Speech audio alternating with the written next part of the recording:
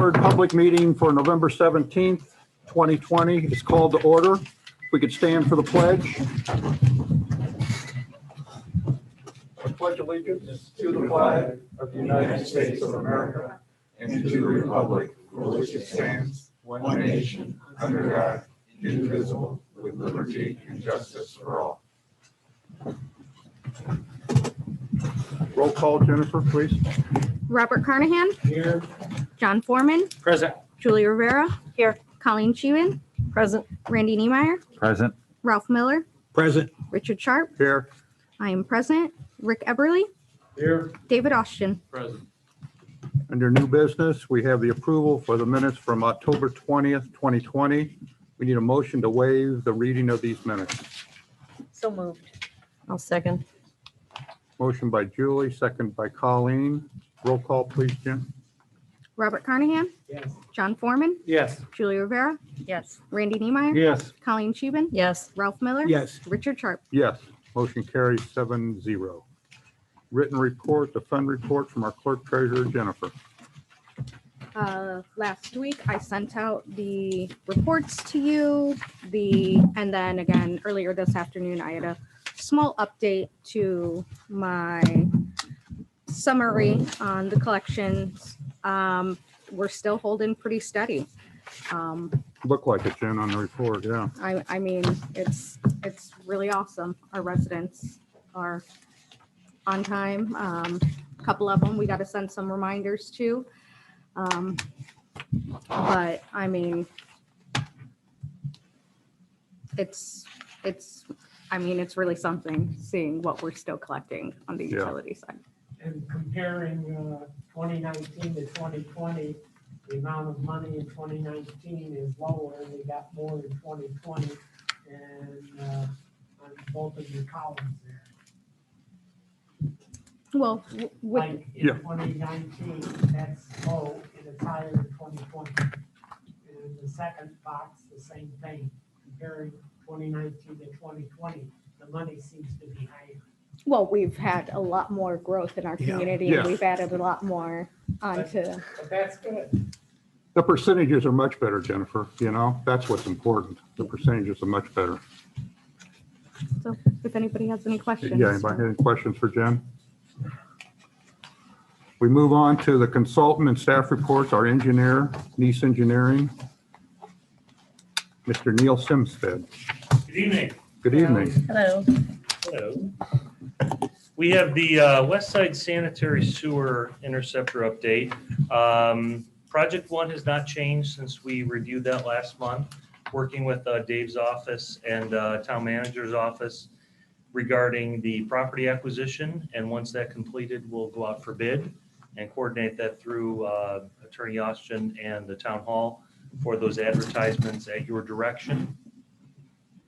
The East Side Sanitary Sewer Interceptor, we have all but one video that has been submitted.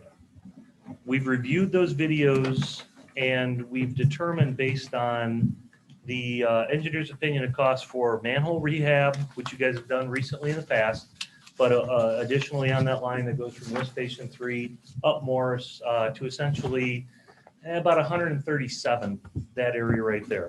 So between the manhole rehab, the joint manhole rehabilitations of the sanitary manhole joint rehabilitations and the trenchless that we're proposing, you're around $555,000 for the total construction cost of that, plus bypass pumping. And we're working with a couple contractors who've done that recently for us in Highland and Dyer, getting some input from them of what's worked, what hasn't worked, what some recommendations would be to get the best bang for the buck. And what we'd recommend is you go forward with some direction, working with Dave's office and the town manager's office to prepare those bid specifications to advertise probably in February of 21 to eliminate the inflow and infiltration that we see on that East Side Interceptor that services, essentially everything from Lakeside, Crystal Oaks, most of the east side of the lake, south of 133rd and some areas north of 133rd, all the way down to Lift Station 3. Any questions on that? Are you looking at me? I think I'll have questions. We have prepared, based on the survey that we did and the videos that the sewer department prepared for us, the locations of all these areas. Some are, fairly minor, but they are significant in terms of the inflow and infiltration that we're seeing. But they're very short runs. Some are fairly significant, but it's more due to the condition of the pipe and the age of those infrastructures that we have out there on the east side.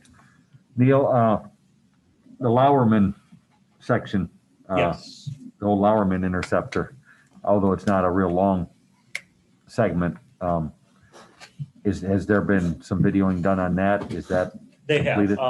Yeah, the sewer department and public works have worked to re-camera some of the sewers that were done by an outside consultant that frankly, they did an okay job, but not what you need to be able to go forward with this rehab work. So public works and the sewer department has been doing that. And I think they've done a lot of that in the evenings and overnight where we have lower flows, that they're able to get better videos for us to review and to provide to the contractors, because the better the video quality is and the lower the flows are, the more issues that we're able to see in terms of what we want to rehab, what's questionable, what's marginal, and where we can get the best bang for the buck. So they have been moving from the east side to the west side, once they completed that work on the east side to the Lowerman interceptor up to about 141st from lift station.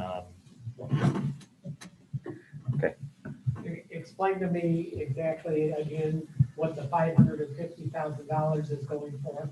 That's our very rough cost estimate from what we've done recently in Dyer and Highland, using those unit costs for either rehabilitation of a sanitary sewer from manhole to manhole with a trenchless technology where it's just frankly inaccessible or not cost effective to do a traditional excavation and dig it up, replace it, and put it back in, or It's where they line it. yeah, lining, exactly. And if I didn't make that clear, I apologize. And some of the manhole rehabilitations, those are either TR Hodges or Spectratech. There's several manufacturers that do that, where you can eliminate that I&I, and some cases it's 10 gallons a minute, some cases it's 20 to 30 to 40 gallons a minute. And it's, it's a good method for making those existing manholes that have been in the ground for, decades, more accessible and more usable, for your use today. Thank you. Thank you.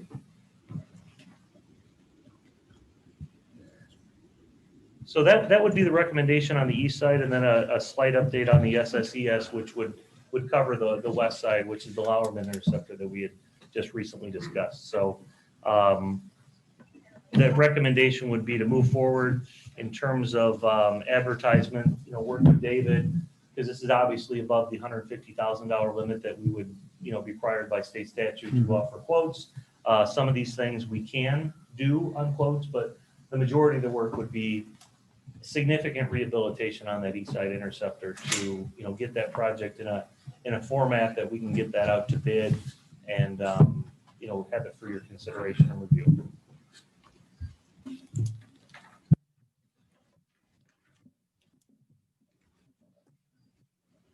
Sounds awesome. I mean, we need it.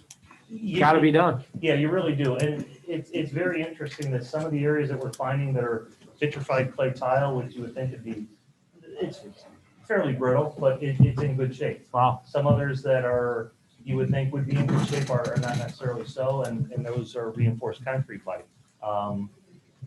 But it all depends on where they're at, the location and the depth and the soil conditions. But I think the work that Public Works and the sewer department's done to allow us to give this report to you should not go unnoticed for them. Awesome. Any questions on that issue? Do we Okay. need action on that then, Rick? Do we need action, To move David? forward with? What we would recommend is working with Dave's office and the town manager's office and the public works department. and Okay, sewer so just utility continue on with where we're at. to get that out to bid in probably Yeah. February of Yeah, 21. John, I would say this is one of these things that Just is an more update. of an update Yeah. of projects that we've already approved them to work on the various phases of this Yeah. sewer rehab and expansion. Yeah, unless you say stop, we're gonna Yeah, keep no, going. thanks for the update. Yeah. Don't stop. A pleasure. You got it. The Utopia subdivision, water main replacement, Public Works and the water utility have done an excellent job of doing everything they can to locate all of the B boxes and valves that we were missing. I think unfortunately, we're at a point where they can't go any further because they spent 4 days with 3 to 4 guys each day out there. So we're at the point right now, we're gonna coordinate with Emmy Simpson, who at the last meeting or the meeting before you approved the proposal for them to spend 3 days out there to Mhm. continue their work, which is, they're a specialist. And we're gonna coordinate with the water department and the public works department to get those locates done so we can finish our work and get this project out to a point where we're ready to go out for public bidding to replace the water mains out there and V boxes, valves, hydrants, as necessary for the Utopia subdivision, which, as you know, is part of our IURC rate case for, I think supposed to be settled in January, February, possibly. Yeah, those water mains are shot in that area, That's generous, but yes, you are correct. but I expect no inconvenience at all. Nor will I accept government coming onto my property. You got the keys to your house. Just I guarantee you, it will be inconvenient during certain occasions, but we'll do everything we can to minimize that, of course.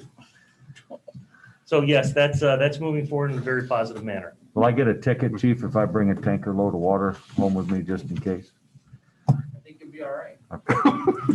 As long as you don't violate the weight limits on the county roads. I'm not confirming or denying anything. You'll be okay. That's all I have for my 4 items. Any other questions? Questions for Neil? Thank you so much. Did you want to present this at this time? Yeah, absolutely. What we have is something we've recently discussed at a couple of utility committee staff meetings is how do we move forward from the West Side Interceptor Project 1, which essentially ends at 159th and Klein Avenue, and move forward to get to the area where we're attempting to be able to supply service to 155th, just east of Parish Avenue, where the town owns those 90+ acres over there. And one of the conversations we've had recently at those utility committee staff meeting levels was, rather than begin design, let's look at a routing analysis, because there's probably about 5 ways to get there, and not necessarily any of them is the wrong way, but how do we get from where we're at proposed with our 159th and Klein Avenue, which we have designed, permitted with IDEM, and going through that process for property acquisition, to get to that next phase of the West Side Interceptor Project 2 in an efficient manner, where we're acquiring as little property as possible and able to get the best bang for the buck for the ratepayers. So what you have in front of you is that routing analysis that essentially covers that area from 159th and Klein Avenue to 155th, just east of Parish Avenue. And this is very similar to what we did for the design work on Project 1. We're just scaling back the scope of it in terms of how much work we're doing in terms of design, because we don't necessarily know which way is the right way to go. So it'll be, basic design work, basic survey work, property research that we'll do through the county recorder's office and the surveyor's office to determine how best to get there, and then bring that back to you with a recommendation of, you had these several options. Here's the best way to get there, minimize the impact to the property owners, minimize the impact to the roadways, which costs you, $100 to $150 extra a foot going through a roadway versus, virgin ground. And then let those be recommendations you guys consider for the final routing, with which all this work will be incorporated into that final design, similar to the way it was in Project 1, where we came from the EQ and the flume up through Morse to 159th and along that north side to crossing the CSX track to Klein Avenue. What we do definitely recommend is staying away from CSX, because if you would take Klein to 155th, you'd be crossing the tracks twice. And the cost of that is, frankly, I don't think you get any bang for your buck on that. And you're probably going to spend $1,500 a foot to do a bore and jack, not including all the additional work Jill and I had to do over the past year coordinating with CSX just to get those permits. So this is our recommendation of a scaled down scope of work for a routing analysis, which would all be included at some point in the final design of that project 2 of the interceptor. And this is not to exceed $48,350 within 120 days. And the rates here are similar to the previous rates. They're the exact same rates as we had last year. Yeah, Bob, you're absolutely correct. So we can do that term, I don't know. Well, we need to amend the agenda first, so if we could do that and then approve this proposal. for the Make next- the call on the amendment, Rick. Just amend it, add it to the agenda. Okay, it's been amended and we're going to add this to the agenda. We need a motion to approve the proposal for professional engineering services, West Side Sanitary Sewer Interceptor Project 2 routing analysis from Nice Engineering. Mr. Chairman, Make- Yes, I've reviewed the contract, its content, and its format, and it's in the standard form and in the standard manner. very good. Thank you, Dave. Make a motion to approve the contract. I'll second. $480. Not to exceed. $48,350. Not to exceed. Not to exceed that amount. Motion by Julie, second by Colleen? Colleen. Roll call, Jen, please. Robert Carnahan, Yes. John Foreman, Yes. Julia Rivera, Yes. Randy Niemeyer. Yes. Colleen Scheeben. Yes. Ralph Miller. Yes. Richard Sharp. Yes. Motion carries 7-0. Thank you. And that's not to exceed, right? Correct, The not to 48, exceed okay. T&M, and we'll work with Rick's office and Dave's office as well for these property acquisitions as we go forward, and probably lean on both of them a little bit for coordination with that work. Very good. Thanks so much. Thank you. Thank you. Appreciate it. Thanks, Neil. Director of Operations, Mr. Kubiak. Good evening. Good evening. So, Most of our month was spent inspecting and going over the new subdivision infrastructure, Rose Garden, Beacon Point East. That took up a considerable amount of our time over the last month. We did get our 2 wells abandoned at Robbins Nest Pump Station. That's been a lingering item on our list to be taken care of. That's been done. A new electric ran to the old wells. We had some hiccups over there with the way stuff was done in the past, but everything has been abandoned, taken care of, and functioning again. I guess the last thing is the West Side Interceptor. I know, probably a year ago, we talked about starting to do a sump pump inspection program to figure out where all this water is getting into the West Side. We need to get a game plan and figure out a way that we could get that ball rolling, get it started. I just don't think that we have with our current staff that we have, to try to do something like that, we're gonna have to get somebody, hire somebody to be part-time evening, or maybe a team of 2 people to coordinate and go and check these and start getting a list of which sump pumps are tied into the sewer. I don't know if anybody else has any better ideas, but somehow we've talked about this at the staff meeting, and that seems to be the consensus of the best way of getting it achieved, getting it going and actually getting somebody that's their job, and start here and work your way, that way. Do companies exist that do that? Huh? There's companies that, No, we just have to Specialize get we have to just hire somebody part-time, part-time. and then somebody to contact and make the schedule, and then somebody that's able to crawl in the crawl space in basements and schedule times when they can get into people's houses. Right now with this whole COVID thing, I don't know if it's the greatest time to start it, but we need to at least start getting a plan or something to get it. so does he or she have to look at every single basement, or if they know the sump pump's coming out of the back of the house, is that good Well, enough? we need to check every house, basically. Wow. And especially the newer parts of the new subdivisions and all that, we're good there. It's just all that, the west side pretty much all along from the conference grounds all the way around Lollerman, like that area is where we really, need to focus on. There's a lot of grade problems and a lot of drainage problems in those areas where the people, some pumps pump out and keep their yards wet. And those are the ones that Right. we need to deal with. I recently had a discussion with Don about doing the Noble Oaks and that plan that includes some storm tie-ins or storm pipes to collect these water from these sump pumps as we're doing the subdivision, you know what I mean? So we Yeah. have a place for them to go, but we need to identify where they are and how many there are and whatever, but that's, I mean, the west side, we're not finding what they are cammering. They found a couple minor things like the east side, but we have a pretty good feeling that the bulk of that I&I is from sump pump water. I mean, we haven't found any just crazy, place where water's pouring in. So, I mean, that's kind of what we've come to. So, So would this be like a part-time crew worker type job description? Or do we need to What I create a would do new is job I description? would check with Purdue University Calumet and see if they have a civil engineering program and see if there's any guys that are in that major that want a part-time gig. Because then at least they understand the logic behind it, and it could lead them to a career that they're presently studying for, and we get to kind of kill two birds with one stone, really.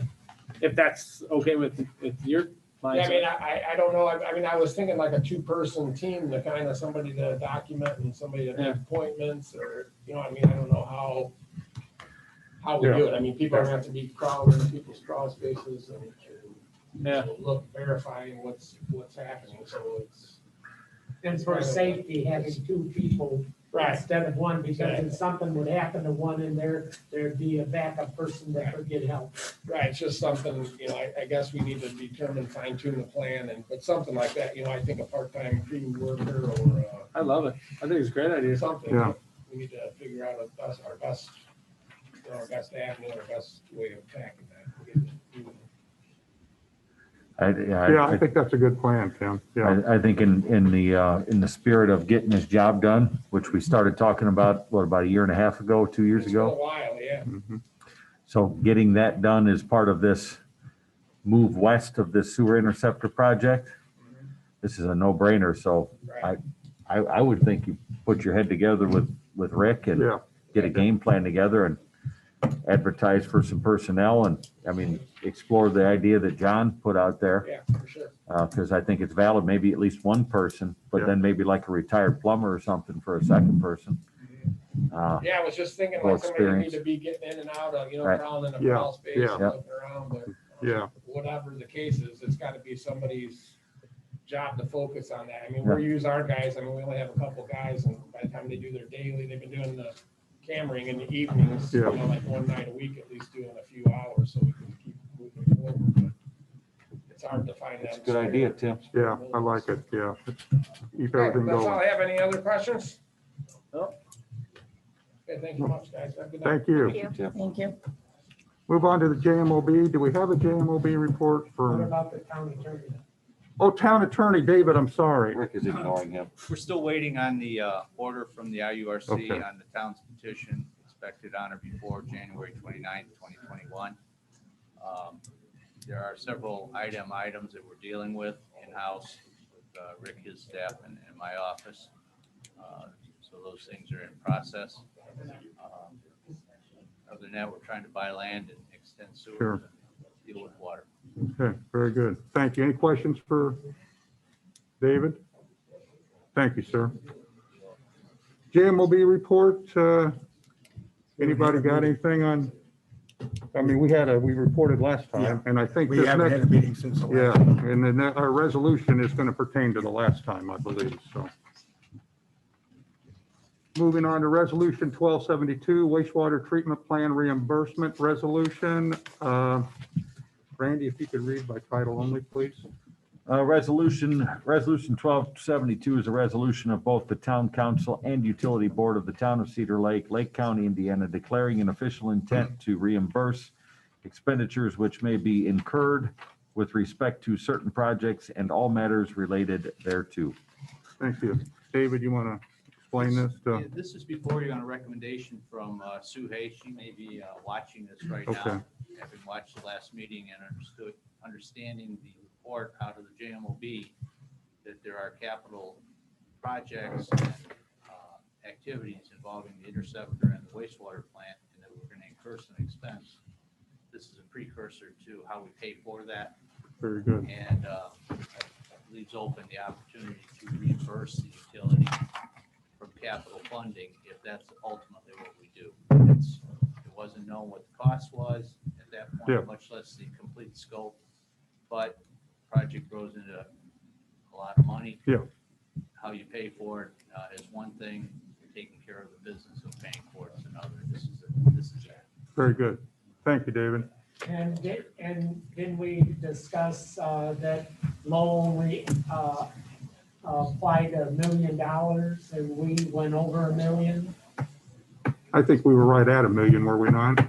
We're at $1,180,000 according to the resolution. That's what you approved last month. Okay, yeah, yeah. And Lowe's only approved 1 million, and I talked to Chris on the town council in Lowe, and he informed me that they believe it's going to cost a lot less. And one of the items he said that they estimated was gonna cost $60,000, only cost 40, so they saved 20. So they think the cost is going to be maybe around $1 million instead of over $1 million for each Okay. community. Okay, very good. Chairman, That's better. Yes, Mr. Chairman, second recital paragraph here says it's an estimated amount. estimate, yeah. So Yeah. we don't know, Bob, Yeah, but just covering ourselves. that's what we lawyers do. Not just lawyers, everybody. Thank you, sir. Yeah. Could we get a motion to approve the wastewater treatment plan reimbursement resolution, please? So moved.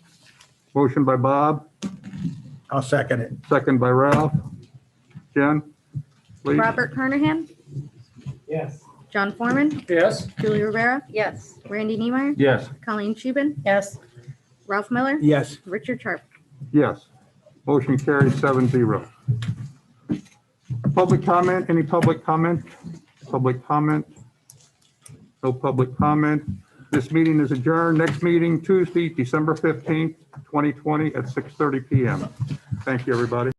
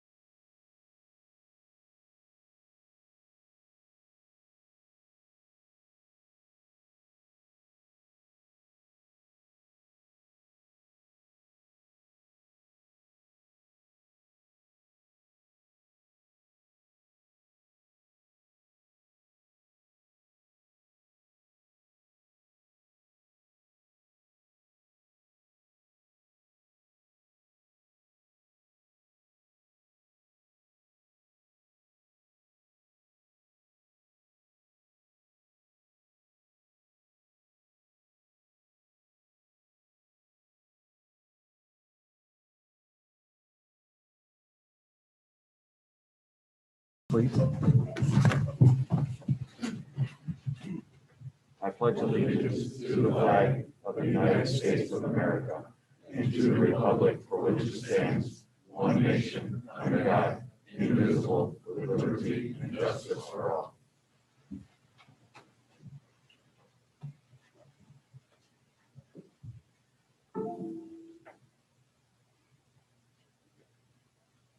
Thank you. Roll call. Robert Carnahan, John Foreman, Present. Ralph Miller, Present. Colleen Scheeben, Present. Richard Sharp, Here. Julie Rivera. Here. Randy Niemeyer. Present. I am present. Richard Everly, Present. David Austin. Present. We have a quorum. Start tonight with the oath of office for Alexis Dills and Bradley Camstra. Chief Fisher. Mr. President, Council, back in October, you approved the top two candidates through the Board of Safety to begin the process to start their testing through PERF. They have both been accepted by PERF, Public Indiana Retirement Fund, for the 1977 police officer's pension, and have accepted and signed the contract for the town of Cedar Lake to become the new probationary patrol officers for the town of Cedar Lake. So I'm seeking your approval and oath of office tonight. You need, okay, is there a motion by the council to approve? So moved. I'll second Bob's motion. Got it. It's a motion for approval of Alexis Dills and Bradley Camstra by Mr. Carnahan, a second by Mr. Foreman. Questions or discussion?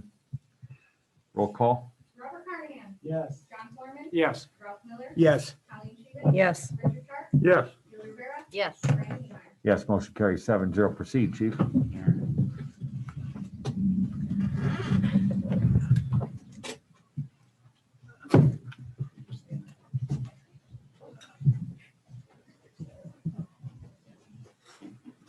Family members, they're gonna be facing this way, so any pictures you want on the page, just move around, do what you need to. Zoom over there.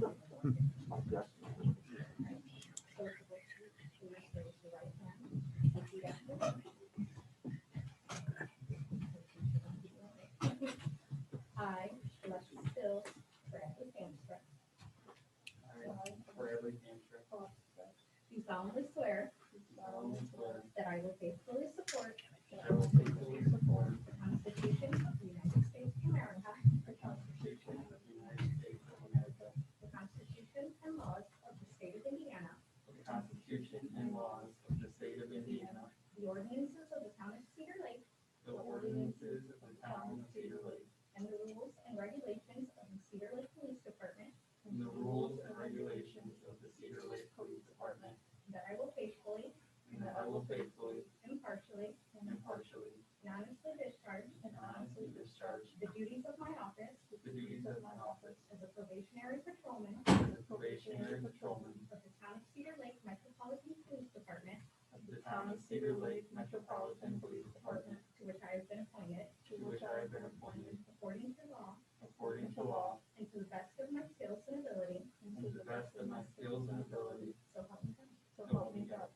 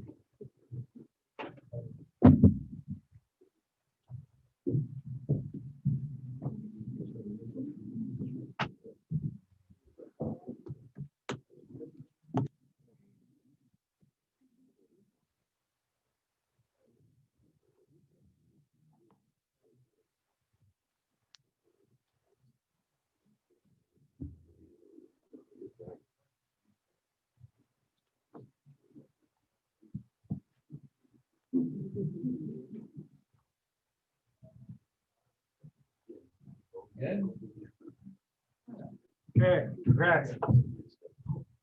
We're gonna do fist bump. Be proper, right? Welcome aboard. Whatever, John. You already violated the governor's order. Yeah, this is true. Don't tell us, bud. Congratulations. Congratulations. Welcome. Thank you. Congratulations. Congratulations. As you can see, the majority of our department came. We're pretty excited about this, so. That's great.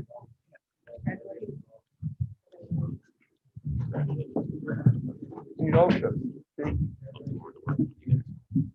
got you, sir. It's an exciting day when we see especially to young people. Join the profession. With all the negative pressure that's out there in society right now, I want to let both of you know that this community supports its police. You won't hear the negative talk here. If you serve the public well, they will take care of you. So go out and serve with all your heart, give all you can to it, and know that we're behind you and we support you. So good luck in your training. Look forward to seeing you out on the street in your car and in your uniform soon, and hopefully we run into each other along the path. But best wishes to both of you, and thank you for wanting to serve our community. We appreciate it. Absolutely.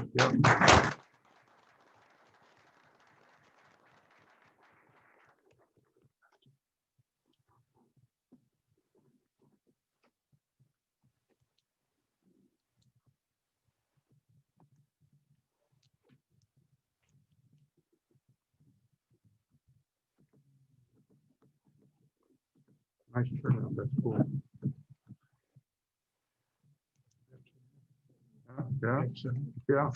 Yeah, that's cool.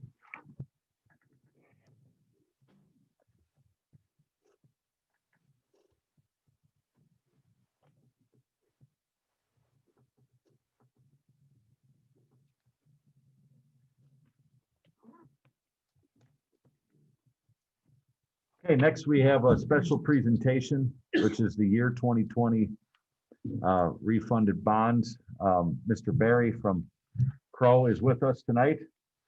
Tim, if you'd like to introduce yourself and go on with your presentation. Fantastic. Thank you. I am Tim Berry, and I'm with Crow. And council retained us to assist in the refunding of your 2007, 2013 bonds. You know, a lot of times you don't always hear how those bond sales go, and also at the same time how the rating agencies responded to the good work that you are performing here with regards to your budgetary matters.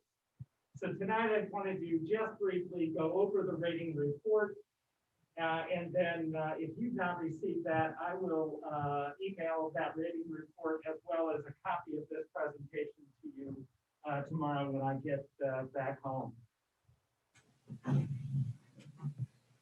So Standard & Poor's reviewed your operations and confirmed a AA- rating, which is an outstanding rating for a community, and also gave you a stable outlook, which is very good given the conditions that we are in during the pandemic, not knowing the financial conditions of the community and revenues going forward.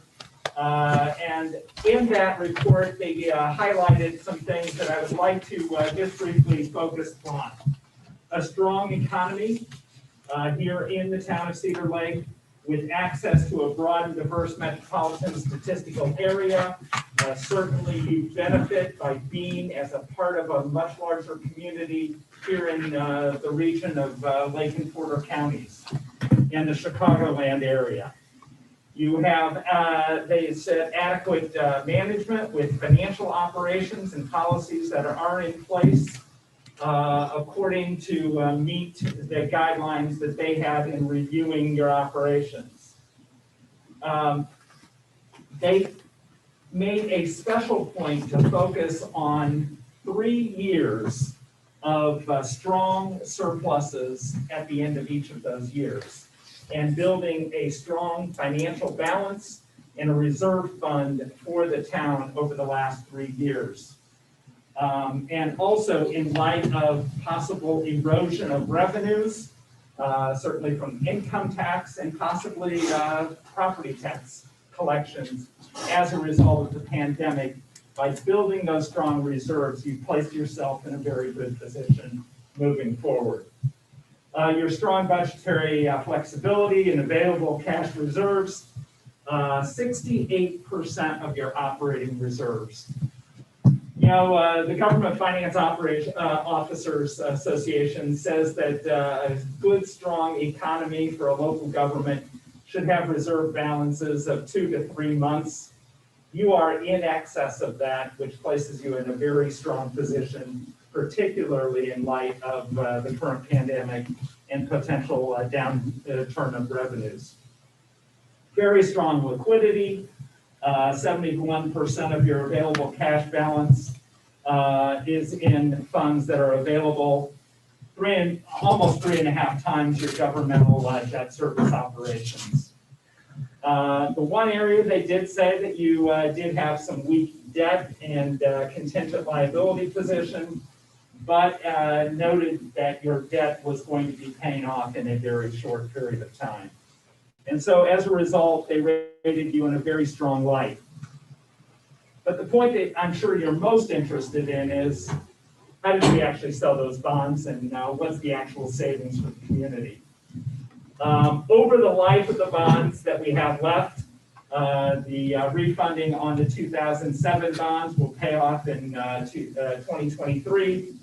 The 2013 bonds pay off in their original time frame of 2032. But over that life, you're going to realize, on average, a little of nearly 15% annual savings in what you will allocate towards debt service. Or over the life, over $561,000 in savings had you not performed the refunding. So this will obviously save you tax dollars, allow you to put those dollars in, instead of paying interest expenses, into better operations for the community. Just briefly, the interest rate on some of the bonds that we were refunding or refinancing was at 4%. The interest rate on the bonds was just under 1.6%. So a very strong interest rate. The bonds were well received within the market. We typically say the net present value savings should equal or exceed 3% in order to do a refunding, and that's what the market says or the industry says. Your bonds received 8.6% net present value savings. You take that savings of $561, bring it forward to current dollars, and the value of in current terms would be net present value of $249,000 and percent savings of 8.6%. Or, as you know, what really matters to you is the dollars and cents in your budget that you have to allocate each year, and that will total $561,000. And that is all net of fees. All fees were paid within that, so that is your true savings that you will realize. So I also want to say that your representatives did a very good job in presenting what you have done here to put yourselves on a stronger financial framework, and with the rating agencies and our calls with the rating agency, and responded to the questions that they had very well to ensure that you receive that AA- bond rating. So any questions that you may have? No. Tim, thank you very much. We appreciate the work that you did on this. It helps to have a good team of people that the town can work with. And Tim is a very talented guy, served as state treasurer and state auditor for several terms. So we appreciate having someone of your talent on our team working for the town and helping us to do a better job for the taxpayers of this community. So thank you very much. You bet. We appreciate the opportunity to serve, and I will email each of you a copy of this presentation so that you have it for your records moving forward. Thank you. Thank you. Excellent. Thank you. Mr. President, Mr. Austin? it should be noted also that Crow did an outstanding job on this, and the entire team of Tim's participated. Yep. Yeah, we have some really good people working with this town, some really great consultants that are helping us to navigate our growth and do the best job we can with the taxpayer dollars that we have in at our disposal to use. So thank you again, Tim, and the team at Crow. Yep, safe travels. Keep that mask on. We don't want to upset anybody. Public comment on agenda items. Any public comment on agenda items? You guys gonna speak? You have public comment on agenda items. Yes, I do. Can you come up, state your name and address for the record? And thank you for your service to this country, sir. About the rezoning on Parrish Avenue. Could your name and address, please, for the record? Robert Schmidt, 12534 Parrish. This particular property was up for a zoning change from R1 for a garage over the, or apartment over the garage. Okay, This property has been out of code since it was built. The sewer is illegal. They have no sewer easement anymore because the town vacated it when they refused to put the sewer back to the property when they built it. You're gonna have, to excuse me, this mask is killing me. take it off. Yeah, I understand. After 40 years of being a welder, this don't work. Understood. All right, the property's been out of code since it was built. In 77, the town allowed them to build and put their own sewer in, which they tied into another person's sewer, Bill Jenkins, in the middle of his property. It's only a 2-inch sewer off of a lift station. The pump is too small for 2 families, let alone the hotels are running there. And they've been doing that for the last 10 years. Is that a hotel? Yeah, there's 3 families. I'm pretty sure there's 3 families. I know for a fact there's 2 living in that home, renting. And the apartment above the garage has been there since the house was built. They share a well with the other property that's back there. They share the sewer with 2 houses. And being a pipe fitter most of my life, a 2-inch line for even 2 families is too small. Mhm. All right, Just for the Everyone- council's reference, this is everyone item that 2 under borders this plan of property. BZA. they've been pumping sewage out on the ground for, on and off for years. And the driveway that services this property is only 14 foot wide. Although the sewer easement up to my property is 20 feet. The driveway is only 14 usable feet, which the town has politely widened to about 20 feet without our permission.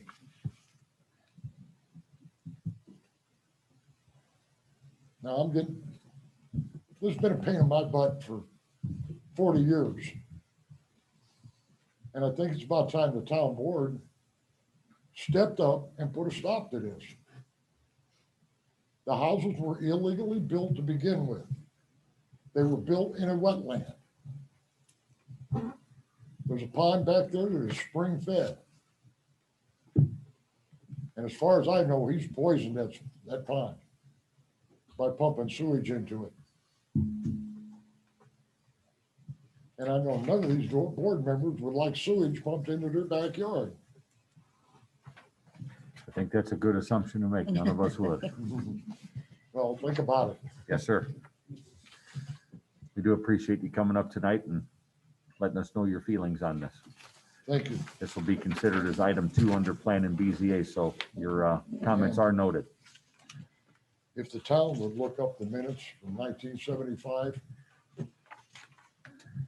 they would be enlightened greatly on this property.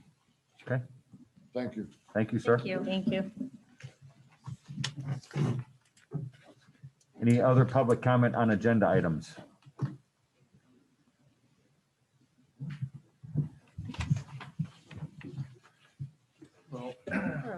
This in regards to the same issue. Okay. For the Name and the address, address is please. 12548 Parish Avenue for the variance. The What's your petitioner- name and address? Okay, so my name is Jerome Linus. I'm the actual next door neighbor to this property. My address is 12546 Parish Okay, Avenue. thank you. So I have a few bullet points. I mean, I'm going to echo to what Mr. Schmidt said here for the most part. So I got three main bullet points.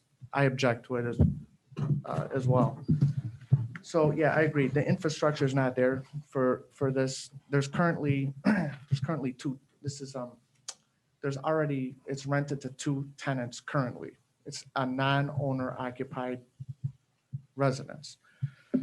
So I'd like to point that out. That's a big issue here. So the language in this special use variance is, it's wrong. So they're asking for a single family residential rental unit above a garage. Okay, that's actually going to be a multi-unit. So that's probably what he's referring to about a hotel. So he's going to be, it's already a rental. He's going to be subdividing it into a multi-unit rental. So first of all, the language on this is wrong. And in regards to the infrastructure, so yeah, there's basically a private, if anyone is familiar with this property, there's a private, I don't know if it's private. I still don't even have any definitive documents or definitive answers on this road or easement, whatever it's coming into the property, but there's a cluster of homes back there. So it's, I've never seen, I don't think this has been properly surveyed or assessed, or I don't have any documents regarding maintenance on this. And this is gonna, this rental, depending on, it's gonna definitely generate way too much traffic. There's already a problem right now.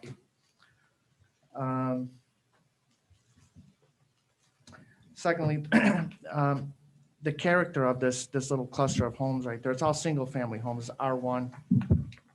Gonna have a negative impact on everybody there as far as real estate values. I spoke to my real estate agent. I've only been there for 2 years. And if this is gonna be a rental and this is something that's approved, there's gonna be some negative impact on real estate values as well.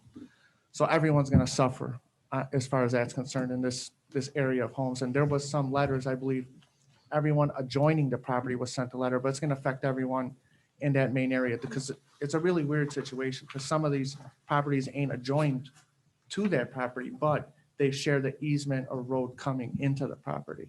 And I think they should have, I don't think they were notified, but they should have been notified as well because they're affected by this traffic as well.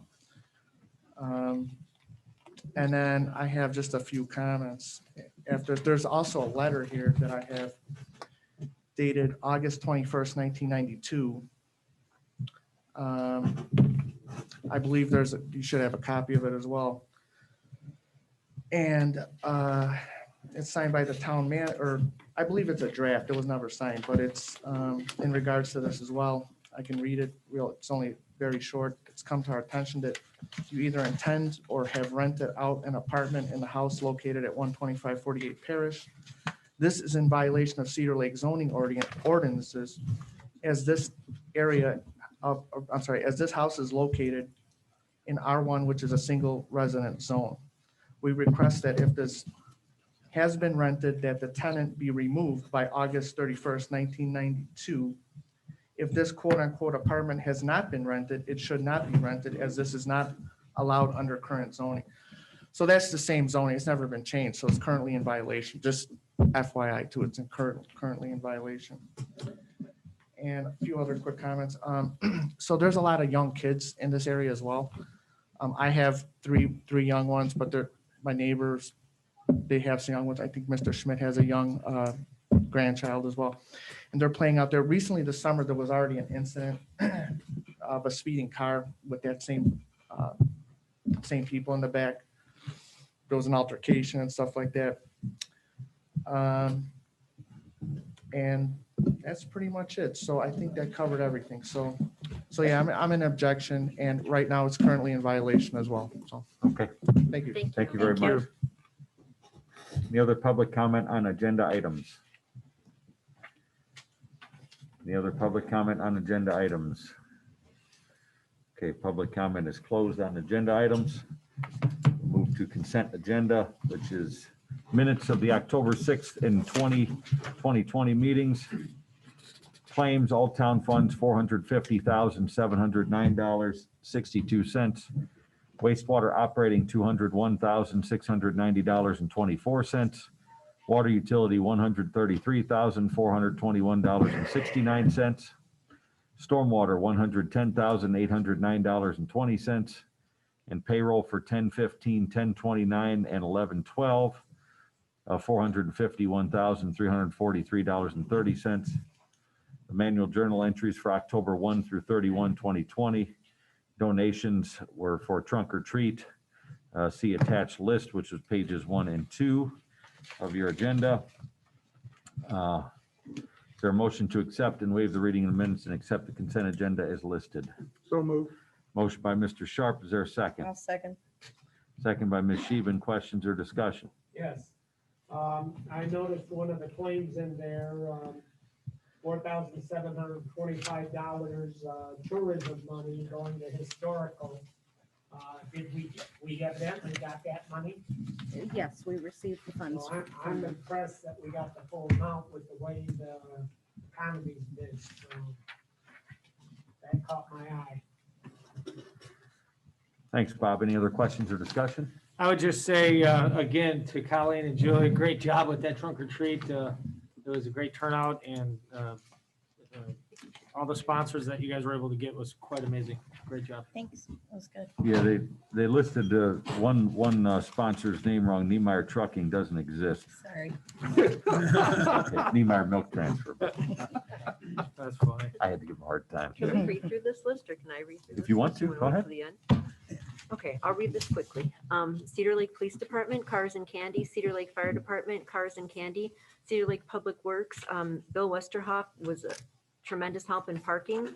Monetary donations, Michelle Muckley, Dog and Tubs, $100 cash. Justice and Glenn Law Office, $100 check. Black Ice Seal Coat, $50 check.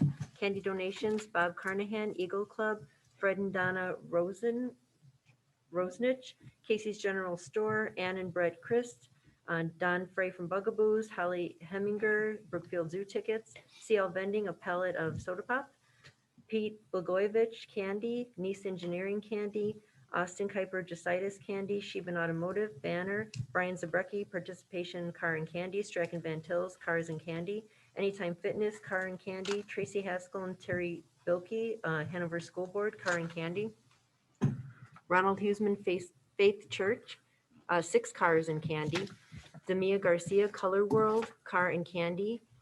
I think that's supposed to be Danica Garcia. Grace Kelly, Car and Candy, Grit Fitness, Car and Candy, Summerfest, Car and Candy, Faith Church, Car and Candy, Hanover Booster Club, which was Indy Gonzalez and Mary Joan Dixon were there, Car and Candy, Generation Nutrition, their Car and Candy, Kathy Broomhead, Car and Candy, Republic Services, Truck and Candy, and they also donated garbage cans. Patty's All American Gym, they brought a Car and Candy, Ileana Heating, Car and Candy, Aaron, is it Schulte? Shockey State Farm car, trailer and candy, James Chrysler, they brought 3 cars and candy, Anton Sharkey. Agency, Safari Marketing, Sorry. car and candy, Too glad you wanted to Sheben read it. Automotive, Golf Cart, car and candy, Chamber Participation, car and candy, I'm already zoning out. the Corvette Club, many cars, Niemeyer Milk Transfer, Truck and Candy, Gruel Brothers, Car Candy, and Robot. Midwest Air Ice Arena, Car and Candy, Santier Bank, Car and Candy, Dave and Sue Gazdecki, Car and Candy, Historical Society. They were there handing out something, and they had their ice truck there, but they participated and gave treats to the kids. Frankie's Auto Sales, car, tent, and a lot of candy. Jerry Tippy, Car and Candy, Kevin Toth, Car and Candy, Summers Heating and Cooling, Car and Candy. I hope we didn't forget anyone. If we did, please email me. Good job. Great job to both of you. It was a huge success. A lot of people there, a lot of happy kids, a lot of happy families to be out of the house. So thanks to everyone for helping us, and Chief Fisher and all of your staff and everyone that's helped us to put this together. It was awesome. Okay, any other questions or discussion on the motion? Roll call. Robert Carnahan, Yes. John Foreman, Yes. Ralph Miller, Yes. Colleen Scheeben, Yes. Richard Sharp, Yes. Julie Rivera, Yes. Randy Niemeyer. Yes, motion carries 7-0. Ordinances and resolutions. Item 1 is ordinance number 1369, a mandatory zone map ordinance, rezone for 1430 Wheeler Street. It's pages 3 and 4. Ms. Rivera by its title only. Mr. Eberly or Mr. Austin, explanation, please. Go ahead, Julie. Ordinance number 1369, an ordinance reclassifying certain lands in the town of Cedar Lake, Lake County, Indiana for zoning purposes and amending town ordinance number 496 being an ordinance replacing zoning ordinance number 278 entitled Cedar Lake, Indiana zoning ordinance passed and adopted by the Board of Trustees of the town of Cedar Lake, Indiana, and all amendments passed subsequent thereto, repealing zoning ordinance number 278, all amendments thereto, and all ordinances or parts of ordinances in conflict herewith, establishing new comprehensive zoning regulations for the town of Cedar Lake, and providing for the administration, enforcement, and amendment thereof in accordance with the provisions of the Indiana state statutes, passed by the town council of the town of Cedar Lake, Lake County, Indiana, the 13th day of December, 1989, and all amendments passed subsequent thereto. Thank you. Who wants it? Dave? Got it. 14530 Wheeler Street is the property. It's owned currently multifamily, RM multifamily. It's the subject of the change to single family R2. It was unanimously certified for recommendation to you. Thank you. You've heard the reading of ordinance 1369.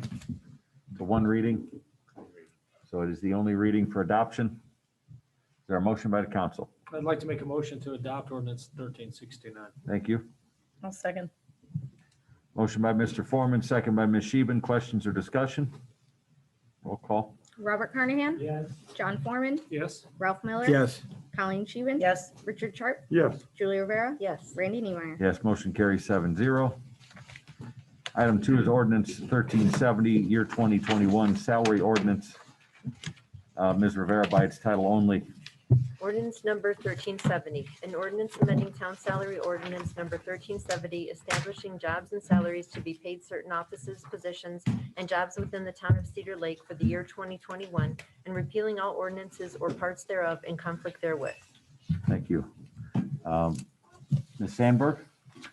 So while we were discussing the year 2021 budget, the greatest conversation was on salaries, mainly public safety salaries. The fire department will see 10% salary increases. Majority of police department will see 5%, and all other staff, boards, commission members, it'll be 3%. Okay. Unless anybody has any specific questions. Any but questions for Ms. that's the Sandberg? highlight. Thank you. Mr. President. Mr. Everly? One item, in light of the discussion with Mr. Kubiak this evening about potentially hiring a part-time crew for investigating the sump pump in the west side of the lake.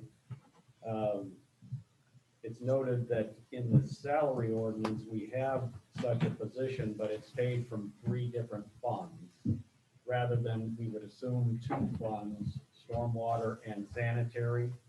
So you might want to amend the ordinance or include by motion a part-time crew worker to be funded 50% out of stormwater, 50% out of sanitary sewer. If Mr. Kubiak agrees that that's where that position should be funded from, and it sounds like it should, just so that we include it in the salary ordinance now and not have to amend it later. Thank you. Mr. Austin? President, may I suggest that you act on what's in front of you tonight in a single reading, have the next reading in 2 weeks when the adjustments or the addition of the new position or additional position can be made with the right percentage language from funding source could be made. Okay, fair enough. Rather than 2 readings tonight and Right. adopt. Right. I got it. Okay, thank you. You've heard the first reading of ordinance 1370 as well as comments from the town manager and town attorney. Is there a motion by the council on action of ordinance 1370 So moved. on the first reading? Motion by Mr. Foreman. Is there a second? I'll second. Second by Ms. Rivera. Questions or discussion? My motion was in favor as well. Thank you, John. Questions or discussion? Roll call. Robert Carnahan, My vote will be no, due to the fact that I thought the clerk treasurer deserved a higher raise than what she got. John Foreman, Yes. Ralph Miller, Yes. Colleen Scheeben, Yes. Richard Sharp, Yes. Julia Rivera, Yes. Randy Neimeyer. Yes, motion carries 6-1. There'll be a second reading at the next council meeting.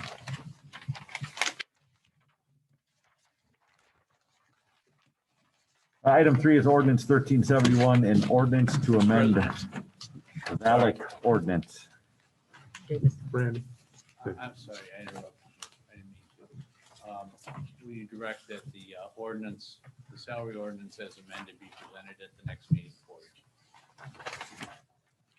you. The salary ordinance, as the recommendations were made by Mr. Everly and Mr. Austin as amended, will be presented at the next council meeting for consideration. Thank you.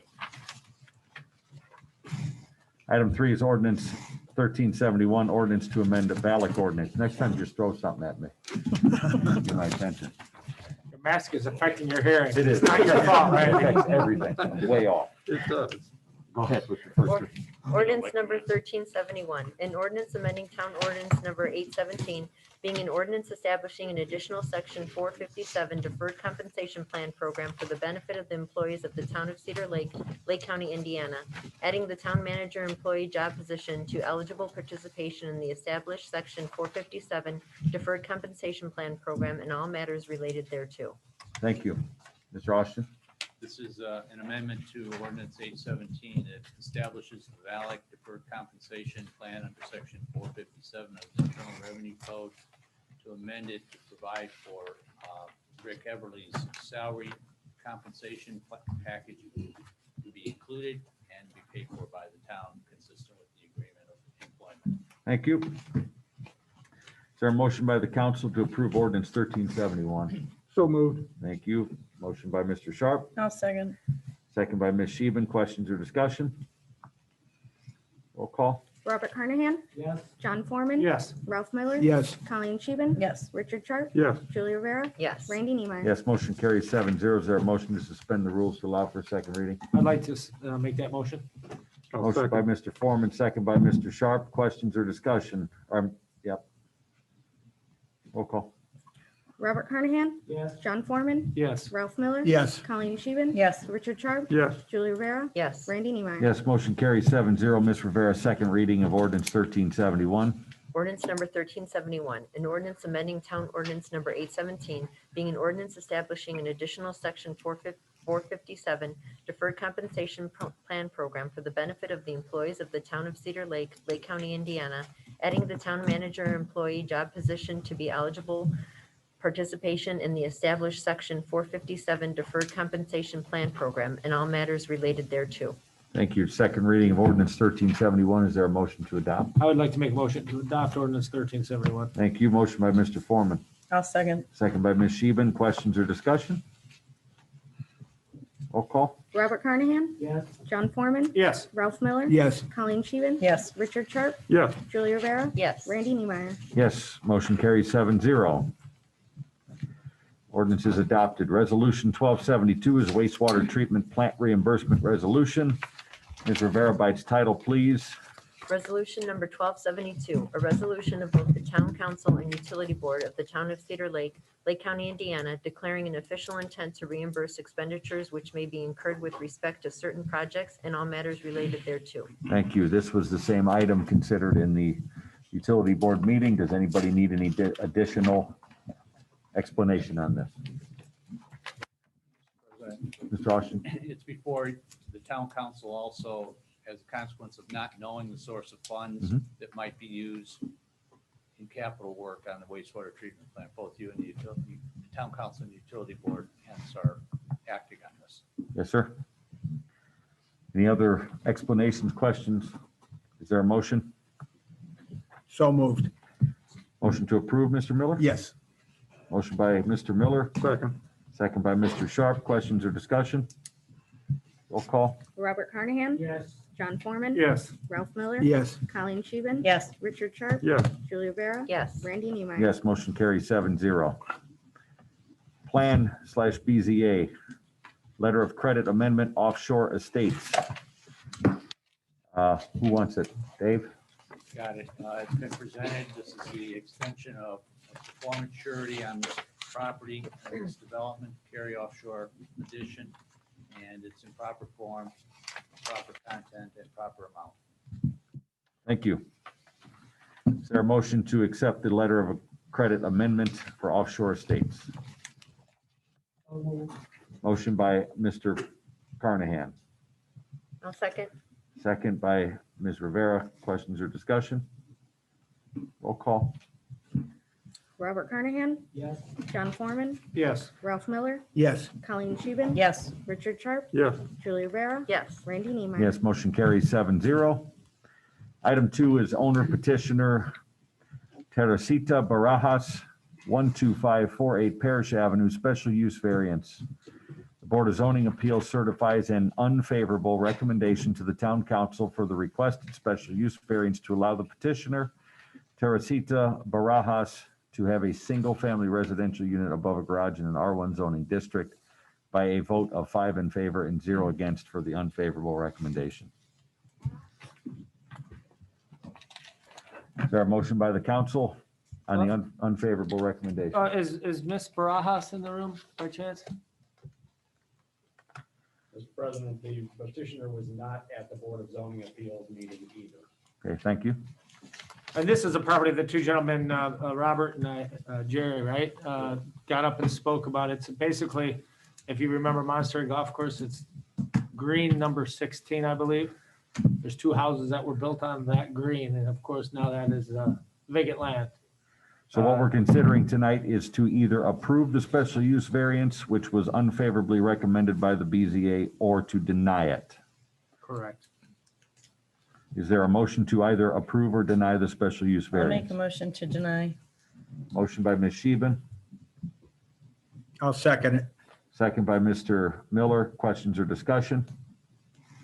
Yeah, I would just say that years ago in the town of Cedar Lake, we allowed multifamily dwellings sometimes to be built randomly down some street with all single-family homes.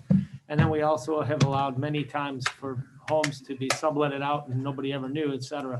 I think in recent years, we have made a few exceptions to the rule, but certainly none with some infractions that we're encountering here. But this is just one of those things that in the good old days of the 80s and 90s kind of allowed, or happened, if you will. The 1970s. You haven't rolled your ball into the left of that green, did you, John? Many times. It was a little sloppy over I used to there, sneak in there and steal golf balls, in fact. wasn't it? John. A little wet. No. Pillar of the community. That's right. Any other questions or discussion? The police chief laughing over there. All right, thanks. All right, I borrowed them. I put them right back in there the Something next in my time. mask. Okay, roll call vote, please. Robert Carnahan, Yes. John Foreman. Yes. Ralph Miller. Yes. Colleen Scheeben. Yes. Richard Sharp. Yes. Julia Rivera. Yes. Randy Neiman. Yes, motion carries 7-0. The special use variance is denied. Okay, I've got another question about this piece of property. Uh-huh. Tim, are you aware what these people were talking about? Yeah. Yeah, and you're on top of it? On the side of it, but yeah. Okay. Would you like a history of this property? No, we're pretty familiar. Jerry's been contacting the town administrator, Jill. Jill's been in connection with our town engineer. The town engineer's been pulling all the information from the county to find out what that is or is not in terms of a roadway, ingress, egress, et cetera. I think he's still gathering facts, if I'm not mistaken. So both our town manager and our town administrator, or planning director now, will be in relative short-term communications with the folks that live on that street to give everyone an update. Like, it isn't a street, it's a driveway. Driveway, correct. Hey. And would behoove the town board to look up the minutes from 76 and 77. Mr. Schmidt, our staff is working on it. The town council has no enforcement authority. So it is Mr. Kubiak, the police department, the town manager's office, the building department. They have to do all this stuff internally because we can't go and enforce any laws. We make the laws, we do the fiscal stuff of the town, but as far as the enforcement, that's up to the staff. So they're working on it. Mr. Niemeyer, bear with me, please. Yes, sir. I don't have much faith in city government, especially our city government here after dealing with it for so many years. I understand you did have your chance to speak at the beginning of the meeting. You'll have a chance to speak at the end of the meeting as well. Okay? And you'll be able to speak freely. Next item is number 1 is Park and Recreation Impact Fee Committee Member Appointments. Mr. Everly? We have 2 candidates, John Dessauer and Deb Carey, who have agreed to serve on that advisory committee for us. Okay. So we're looking for a motion from the council to appoint those 2 folks, please. Is there a motion? I'll make the motion to appoint. Bob beat you. No. Motion by Mr. Carnahan. He was really fast. He was. I'll second. Second by Ms. Sheben. Questions or discussion? Roll call. Robert Carnahan, Yes. John Foreman, Yes. Ralph Miller, Yes. Colleen Scheven, Yes. Richard Sharp, Yes. Julie Rivera, Yes. Randy Niemeyer. Yes, motion carries 7-0. Item 2 is Moto on Ice.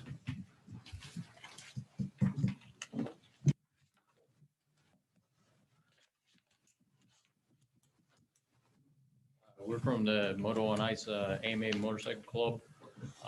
We've been holding ice races down on the South Shore Country Club down there for 13 years, on the years that they had good ice. Since then, it's been, they're redoing that all down there. And Sold the property out. John's working on something. They got something going on, but we're not allowed to use the property this year. it keeps getting changed, so. Josh Gilbert gave us an idea. We went to a couple other places around the lake to find access to the lake and no luck. So we're here to basically we're seeking out use of the property here at the town complex as if it were like the farmer's market, or we want to know what we need to do to get to that where we're able to use the property. However, it is. We've talked with whatever avenue we need to go down, right? Yeah, we talked with and kind of gave our plan of attack to run them here without doing any impact on the park, how to save the shoreline along the lake.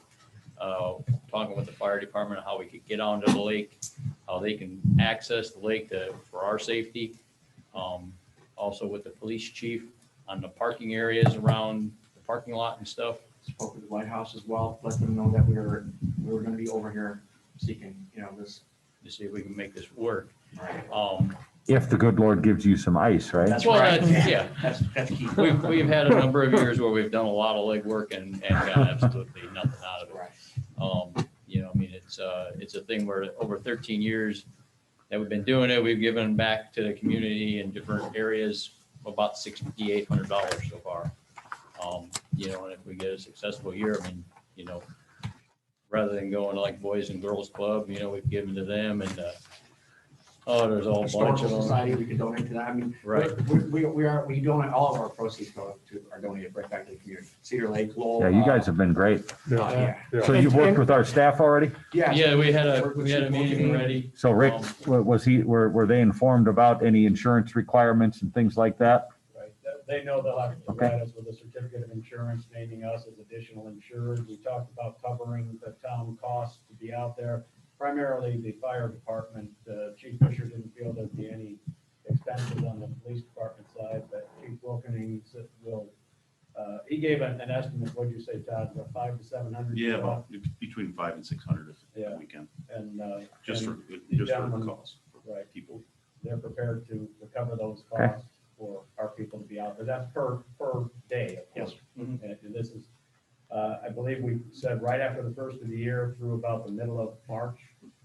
depending on ice, of course. That's given, if given ice. Well, Cold weather. Well, we've been promised by the potential new administration that we're going to have a lot of cold weather. So, Oh, okay, well then. hey, And also Josh Gilbert is working with these folks. Right. he wanted to let everyone up here know and all the staff that they moved the senior night up for the girls' basketball to tonight rather than the end of the year because no one has a lot of faith in the basketball season maybe being completed. So that's why he was not here tonight. So he wanted me to pass that along. That would be an absolute ridiculous Yeah. travesty, but I would agree. nonetheless. Josh was part of that meeting. Yeah, Oh, okay, good. Right. He's So- actually watching right now. So basically, it's just the council giving you permission to go ahead, work with our staff, make all the plans and get it done. Yes, That's right. Got it? Yes. Yeah, and I can say to the council, due to the fact that they're connected with the American Motorcycle Association, it's quite an amazing, large group, Mhm. and they do an incredible, They've done nothing but a good Legislative. job so far, so. for all areas around the whole United States of America. So yeah, it's a good thing. And actually being down here would be a lot less headaches for the police and all that stuff with the congestion that we used to have down at the South Shore down I'm there. sure you guys will do fine. Right. Is there a motion by the council to approve the use of the grounds for Moto on Ice? So moved. Motion by Mr. Sharp, I'll second. second by Ms. Rivera. Questions or discussion? Roll call. Robert Carnahan, Yes. John Foreman, Yes. Ralph Miller, Yes. Colleen Scheven, Yes. Richard Sharp, Yes. Julie Rivera, Yes. Randy Niemeyer. Yes, motion carries 7-0. Thank you very much. Thank you. Good luck, guys. Good time, guys. Yeah. Yep, Think snow and ice, or at least ice, right? Ice, yeah, ice mostly. no snow. Are you guys still wanting to meet tomorrow night? Okay. Item 3 is the,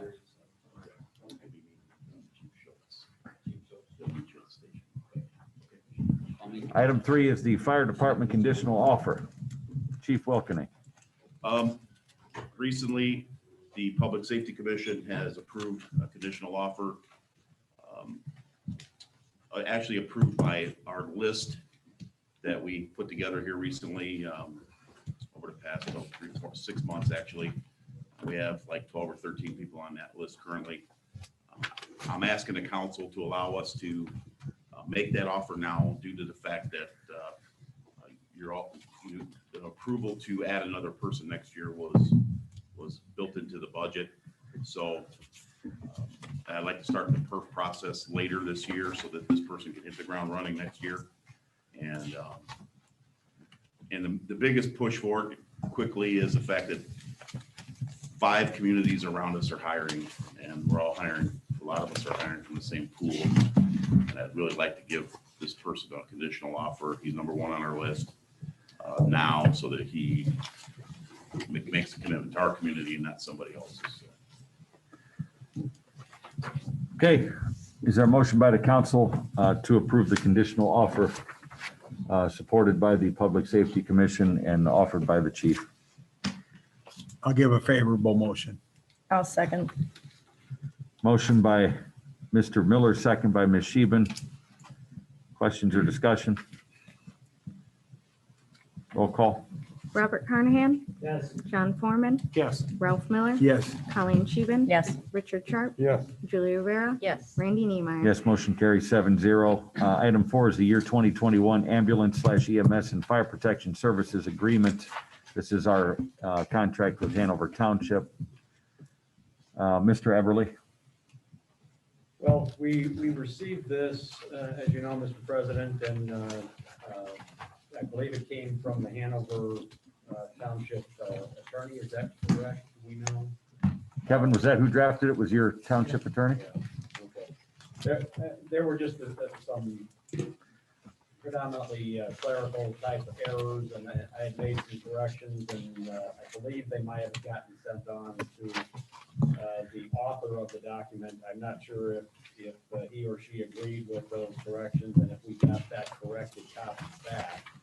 But it wasn't anything substantive, I'll say it that way. And we don't have it included in on our packet tonight. So Kevin, has your attorney sent back a kind of signed off document? Yeah, I responded to your email about what you explained. Right, but is there a, I've got what you guys sent me, that's fine. If you want to do that next month, next meeting, that's fine. Okay.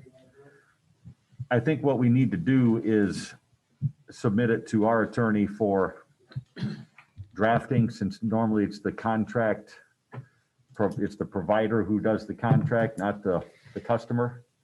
So I think we can take what we got from your attorney, turn that over to Dave, have him draft a contract, circulate that to you. That way it comes from the town of Cedar Lake to our contract E. It's the same contract as it was last year. Yep. There was 2 sentences changed. Sure. Understood, but that's how we've normally done the process here, is it's gone through our attorney since we're the service provider, just to make sure that all bases are covered, but we won't be changing language. We had a really productive meeting with Kevin and Rich Niemeyer about the contract and worked out some provisions, and there was basically Kevin is, and the Hanover Township Board is turning over every bit of money that they have to us. So it's not like we can shake the tree for any more. And when there's needed repairs like this year, capital items, that'll go through their Cume Fire Fund, which the township has sole jurisdiction over, and they will make those expenditures and transfer that through the town. So pretty simple stuff. We've had a good relationship when it comes to stuff like that, getting through the trustee's office so far as equipment's concerned or repairs and stuff like that. So the trustee's office responds very quickly to any of those types of issues. So it's a really good process. So with that, I would like to have the council make a motion to defer pending the work by Dave's office and prepare for our first council meeting in December. Dave, is that a good enough timeline for this? Sure. Okay, thank you. Is there a motion by the council to defer? Motion to defer the 2021 ambulance EMS fire agreement. Motion by Mr. Foreman. Is there a second? I'll second. Second by Ms. Rivera. Questions or discussion? Roll call. Robert Carnahan, Yes. John Foreman, Yes. Ralph Miller. Yes. Colleen Scheven, Yes. Richard Sharp, Yeah. Julie Rivera, Yes. Randy Niemeyer. Yes, motion carries 7-0. Thank you. And thank you, Kevin, and thank my father as well. You guys been pretty good to work with on this stuff. What's that? Thank you. You gonna see him before you do? He might see him He before won't I believe do. you. Yeah. He's not gonna believe it. Hey, it's on video, so. Item 5 is the IPEP safety grants. Mr. Everly. Well, this is actually Jen. who Jen, did this okay. For us, so if you don't mind, I'll defer Yep, to Jen. to please do. explain. And thank you, Jen. So before you all this evening are 2 grant agreements that we need executed.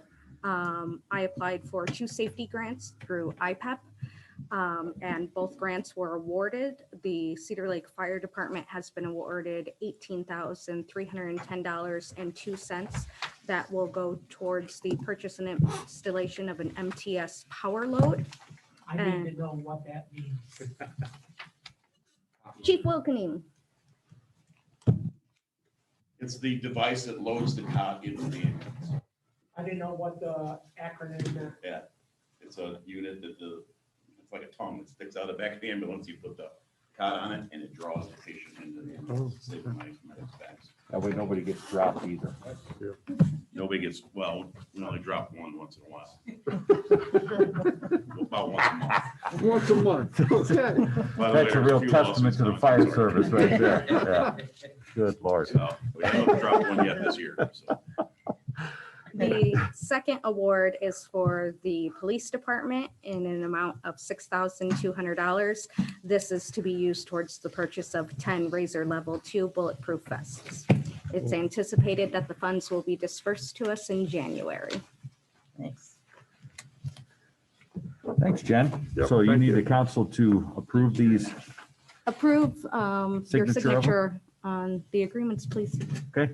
So moved. Motion by Mr. Carnes. Is there a second? I'll second. Second by Ms. Rivera. Thank you again, Jen, for applying for and successfully getting those grants. It's very helpful. Yep. Yeah, great job. Yeah. Excellent work. Roll call vote. Robert Carnahan, Yes. John Foreman, Yes. Ralph Miller. Yes. Colleen Scheven. Yes. Richard Sharp, Yes. Julie Rivera, Yes. Randy Niemeyer. Yes, motion carries 7-0. Item 6 is the NERC Resilience Cohort Program Initiative. Mr. Everly. Mr. President, I'm going to ask if we have Erin Lasher joining us via Zoom. She was going to be with us to explain this program in depth. If she doesn't, I'll try to muddle my way through it. Erin, are you with us?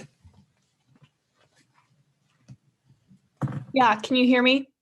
There we go. Yes. I was watching Cliff do his work. Great. So yeah, my name is Erin Lasher. I work for Indiana University and run a program called the Resilience Cohort. So I'll just kind of give my brief little spiel. So it launched in 2019 with 14 Indiana cities. It focused on doing community-wide greenhouse gas inventories. And then this year in 2020, we're in phase 2 with 11 Indiana towns and cities who are doing climate action plans. And so a greenhouse gas inventory is essentially a process to estimate emissions, carbon emissions that are contributing to climate change within a defined boundary over a 12-month period. So whether that's a town, a city, a county, or as Northwest Indiana is soon to be doing, a region. A climate action plan is then a plan to reduce these emissions after you've already quantified them.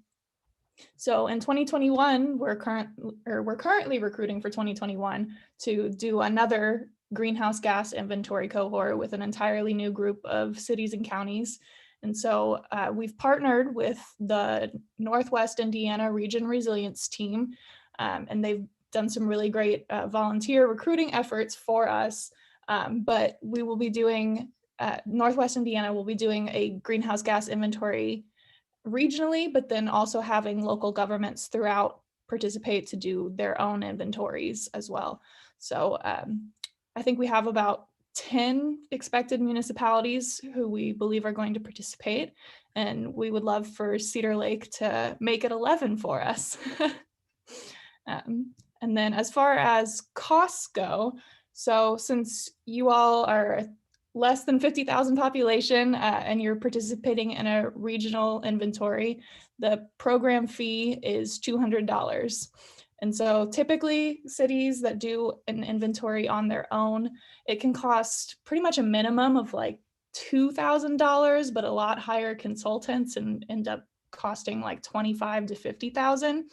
And so since we partner with an organization called ICLEI and we have grant funding to subsidize this, we're able to offer these inventories at a much, much lower cost. So that's kind of a very broad and quick overview. I'd be happy to answer any questions that you have. I have a question. Did you say 200 or 300? Because in the paperwork that we're looking at, it shows 50,000 or less, $300. It is 200. Oh, okay. Thank you. Who would be our dedicated staff person to this, Rick? For that 10 to 15 hours a month? Well, actually, let me start at the beginning, and I don't know if Steve Strode is also with us via Zoom, but he's a Cedar Lake resident who first reached out to me about this project. He explained to me that it's more like 5 to 10 hours per month that we need to have a staff person assist an intern in this program. There was some talk about potentially having to provide office space, but I believe that is going to be handled by NERC.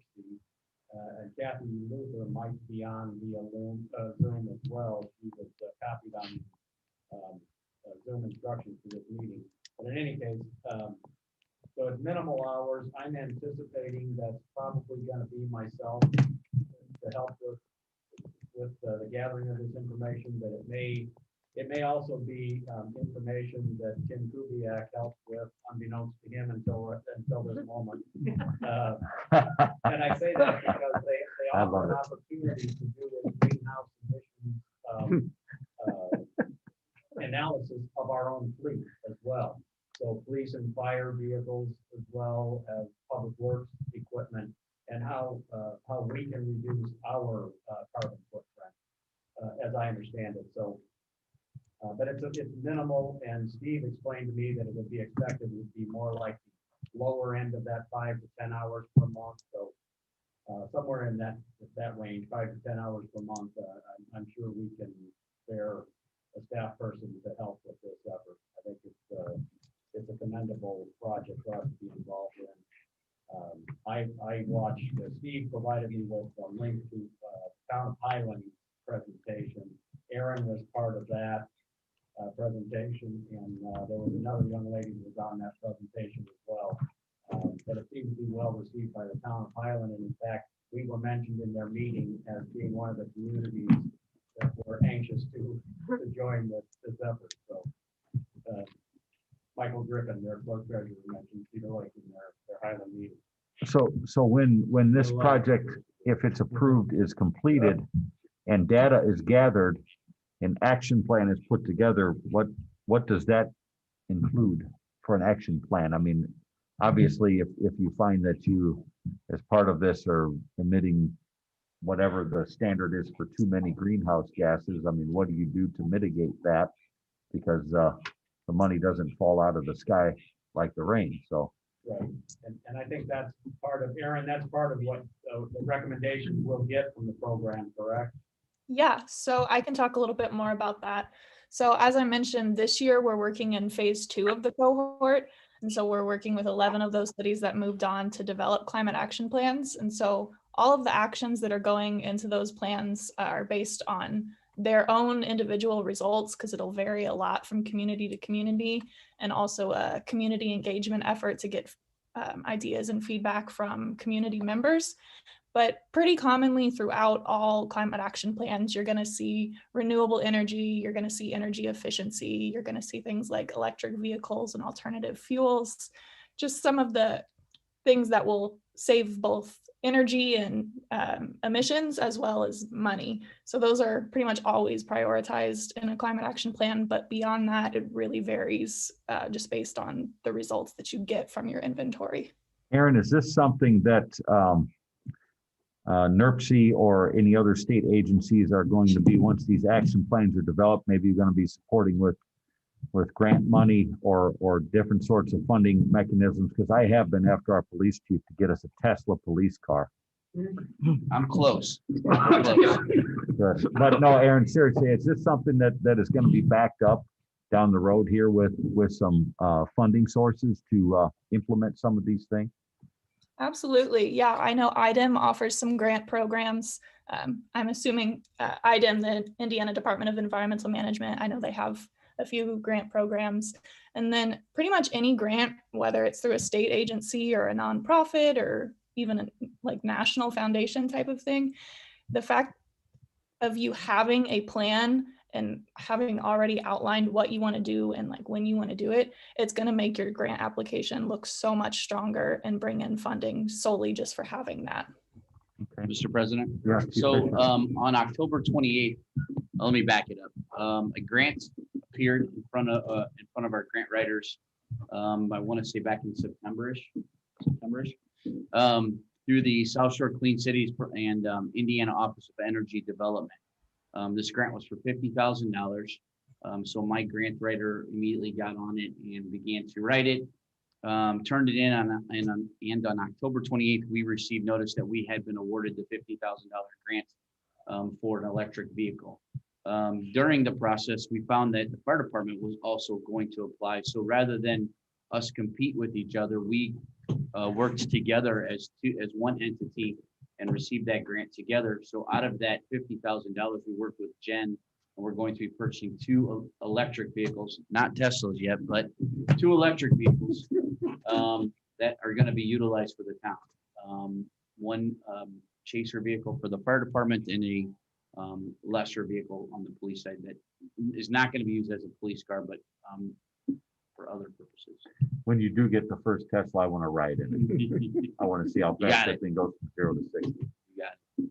So we did receive that grant. So out of that $50,000 grant, the only caveat with it is they had to be electric, and the electric vehicles are extremely expensive compared to gassers. So, but we did get those. We worked with Jen pretty closely and Jill, and it was just before Rick started. And so we're going to get 2 vehicles, get them outfitted for less than $12,000 from the town's money. So Great. It's going to be pretty nice. Thank you. Is there any other questions for Ms. Lasher or for Mr. Everly? Is Steve or Kathy online? It looks like Steven Strode is. Steven? It said Steven Strode is attending. Or Oh. Kathy? Well, it's not muted, so. Hello? Steve, is that you? Yeah, this is Steve Snowd, 13514 Schneider Street. Thanks for coming in on the meeting, Steve. You bet. Was there a question or? No, I just Oh. wanted to know if they had any comments they wanted to make. Oh, okay.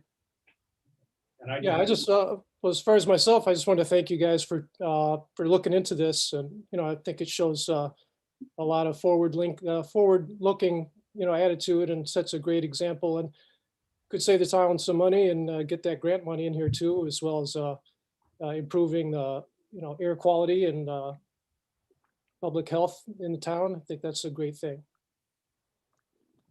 Thank you very much. Thanks, Steve, for introducing us to this program, or this program to us. Thank you very much, Steve and Aaron. We appreciate your help on this. Okay, is there a motion by the council to, Mr. Austin, did you say something? No. Oh, I thought I heard you this time. This math. Is there a motion by the council to join this NERC Resilience Cohort Program Initiative as presented? I'd like to make a motion to move forward with the NERC Resilient Cohort Program Initiative. Not only could we possibly get grants, let them utilize our data. The future is the software, electrons, and batteries, and whether we like it or not, it's coming. There's So a very long motion by John. Is there a second? that's right. I'll second the short motion. Second by Ms. Rivera. Questions or discussion? Roll call. Robert Carnahan, Yes. John Foreman, Yes. Ralph Miller. Yes. Colleen Scheven, Yes. Richard Sharp. Yes. Julie Rivera, Yes. Randy Neimeyer. Yes, motion carries 7-0. Thank you all very much. Look forward to Thank you, working with Aaron. you. Thank you. Thank you. Item 7 is ratification of temporary easement agreement acceptance, Hanover School Corp. Mr. Eberly? This is the easement that we need to have in place so that our public works department can attend to a relatively minor leak on a water main that services Hanover School, the Hanover High School, I should say. It is a temporary easement. It times out either 60 days after completion of the project or July 1st, 2021, whichever is earlier. But we needed this easement to be in place in order for us to get in there and fix this water main on their property. And once the water main is repaired, then all maintenance and upkeep of that will be turned over to the Hanover School Corporation, correct? That's correct. The Thank letter has been generated and sent to the superintendent advising them of that very thing. Okay. Great. Is there a motion by the council on the ratification of the temporary easement agreement acceptance? So moved. Motion by Mr. Carnahan, I'll second. second by Ms. Rivera. Questions or discussion? Roll call. Can I ask you a question? Reference that fire hydrant there. Is that going to become property of the town or is it going to remain property of the school? That is, The hydrants that are on that property. I know that I had a discussion with school officials in reference to that. And they felt that it should belong, the whole water system should belong to the town. But due to the fact when the transition was made, they still own that property. I need to know that based upon use of the hydrants and the water system there. Well, the hydrant at the end of that line, as I understand it, is Jim still not comes up with it. But there's a hydrant at the end of this particular line, and that is the school hydrant. And will be, after this temporary easement expires. So I don't disagree that it probably should be in a public easement, but that's not what's been done here. It's a temporary easement for us to make the repair, and that's it. So after that, it's Okay. any other questions? Roll call. Robert Carnahan, Yes. John Foreman, Yes. Ralph Miller. Yes. Colleen Scheven, Yes. Richard Sharp. Yes. Julia Rivera, Yes. Randy Neiman. Yes, motion carries 7-0. Item 8 is Town Club Ditch Outlet Improvement Project Pay Application Number 1. Who's taking this one? Well, Mr. President, as you know, we discussed this at last one, I believe, utility board meeting, and everybody was in agreement that that was a project well done, money well spent. And what you have there is a total 92,000. 446.58. There were two change orders, I believe, that brought it to that original contract price, 72,000 and change, but the change orders brought it to 92,446. Recommending payment of that. And I believe that still came in under the original engineer's estimate of probable cost. So for money ahead. Is there a motion by the council to approve the Town Club Ditch Outlet Improvement Project Pay Application Number 1? So moved. Motion by Mr. Sharp. Is there a second? I'll second. Second by Ms. Sheehan. Questions or discussion? Roll call. Robert Carnahan, Yes. John Foreman. Yes. Ralph Miller, Yes. Colleen Scheven. Yes. Richard Sharp, Yeah. Julia Rivera, Yes. Randy Neiman. Yes, motion carries 7-0. Reports, Town Council. I would report that we had two new businesses that opened in town. Rising Row had a grand opening Friday. It started at 6 o'clock and there were two customers that spent the night there waiting to get in to get the free donut. That was my husband. That's great. Were you one of them, Bob? No. And they're closed on Sunday, but they have about 10 different Rising Rows in northern Indiana. I went there today, Bob, and bought some donuts for my business. And I don't think I want to go back because they're way too good. Oh, Oh my God.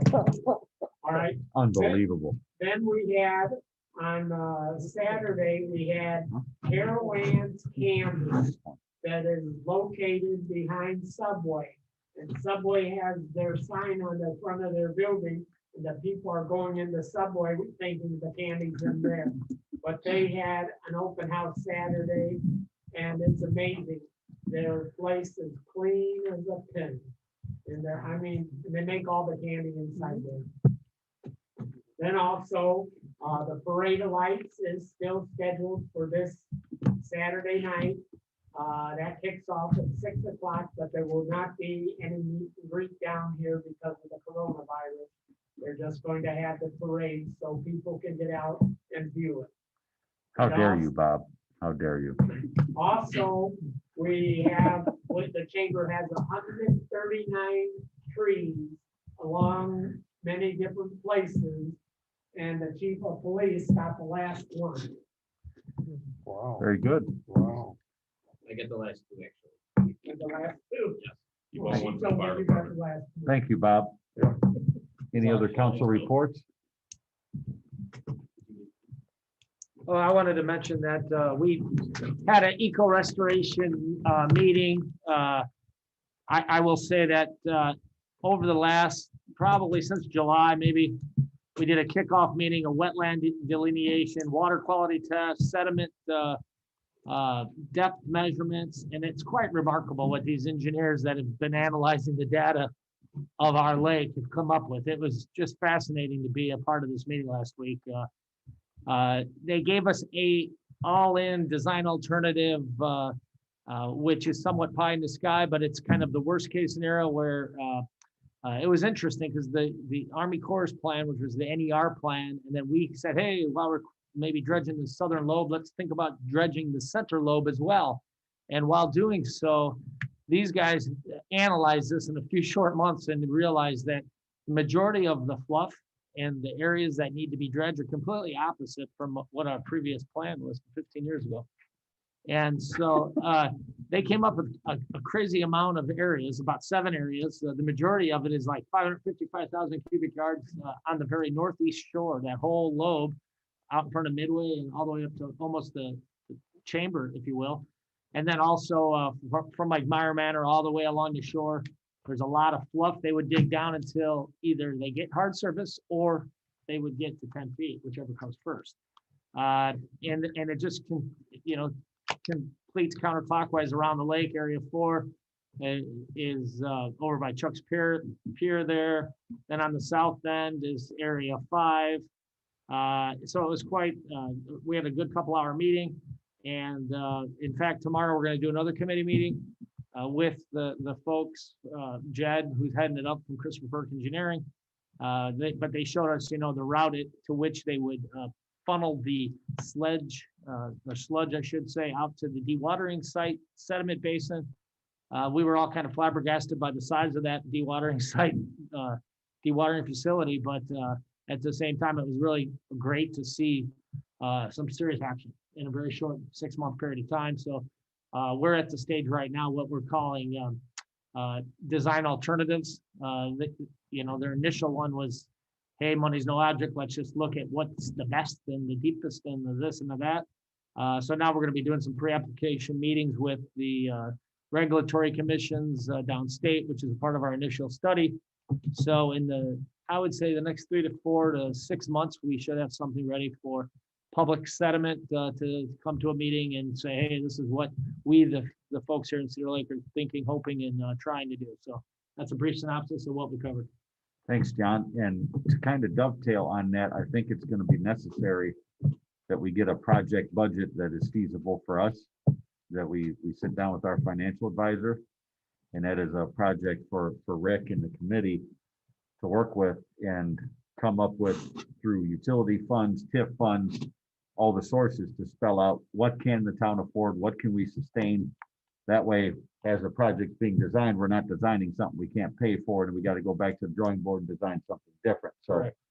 While we're in these project alternatives phases, this might be the right opportunity to really jump in with the financial advisor, get our hands wrapped around what is possible, and then go forward with what's possible. That's all we can do. Yep. What's feasible, possible. But we need to do that financial work now. Yep. So when the action time comes 4 months from now, Not another 2, 5. right, we're not 10 sitting year here and delay. doing this stuff that we did with the Army Corps for years Yes, correct. and kicking that can down the road. So maybe talk to Crone, Yeah. see what their availability might be, see if they can get us a proposal for that project on their work. And let's get that nailed down. Great idea. Thanks. Yep, you're welcome. Any other council reports? Town attorney? I have an item that I would ask the council consideration of amending the agenda and adding it tonight. The right-of-way dedication that I have received from the developer Schilling Group related to the Beacon Point East PUD. This is the right-of-way into the center of West 141st Avenue that is being conveyed by the Weinkoop family to the town. Can you give the address of that right of way dedication?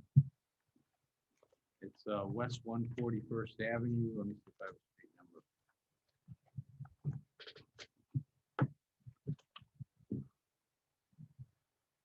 (9010) West 141st. This it's executed and notarized. This requires acceptance and acknowledgement by the town. Okay. Item is added to the agenda for consideration of the right-of-way acceptance for 9010 West 141st Avenue. Is there a motion by the council to accept that right-of-way? I make a motion to accept the right of way at 9010 West 141st Avenue. Thank you. Is there a I'll second. Second by Mr. Miller.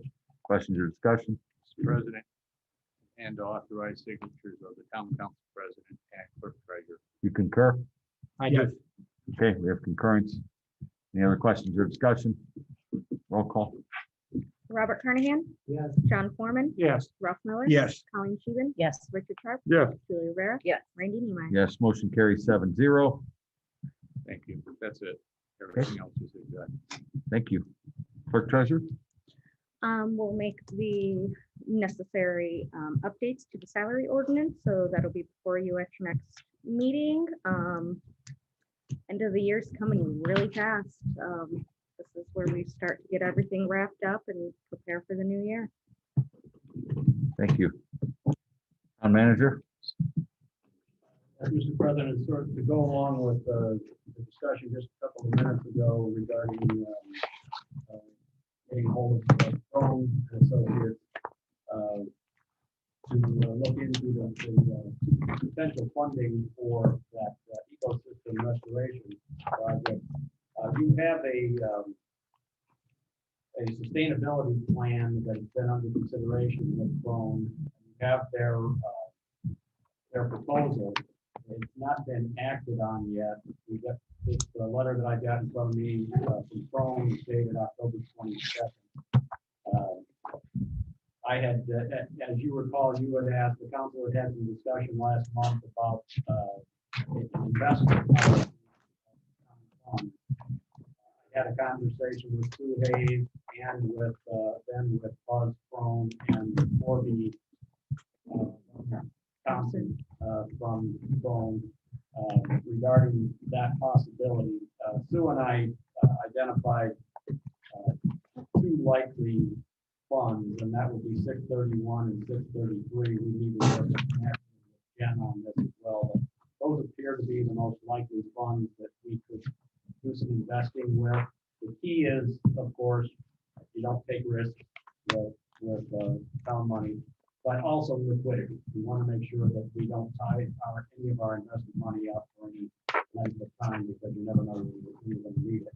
But Buzz said that they could do that analysis of or creation of our investment policy as part of the previously quoted sustainability fund. Okay.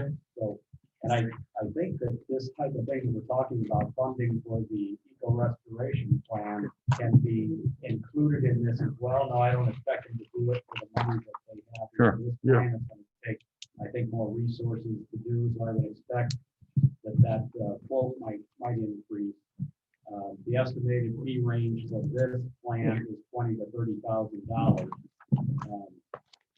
And the ecosystem project, I think that might increase that a little bit, but we already seem to be on the path with Because that using Chrome to help us with that. the ecosystem project is going to include some utility budget analysis, as well as, because we don't have adopted utility budgets, we're going to be kind of starting from scratch with some of that, looking at our capital projects list, updating it, prioritizing it, kind of projecting that out to match it up with the revenues. So, yeah, I mean, if that's something that Crone can get us, and you can work with them on getting us a kind of a full-scale proposal for our next meeting or the following meeting in December, before the end of the year, so we can lock that in. Also, the council is going to need to consider on its agenda for its last meeting of the year, kind of an official engagement with Crone as, or Crow or Baker Tilly, which were the three candidates. Right. Consider an official engagement with one of those three firms for our in-house financial services. So we can go into next year with people. I mean, I think the work that Crone has done here has been excellent. We saw Crow here tonight, who did some very good work and very complex work for us. So it's not like we can't do piecework with other people, but to have a team where Rick and Jen can work with these people whenever they need to is extremely helpful. So for December meetings, if we can on the first meeting, get an engagement for that sustainability that includes the eco restoration and some of that utility budget analysis stuff. And then maybe that last council meeting of the year, we consider the kind of official engagement of a firm for financial services. Very good.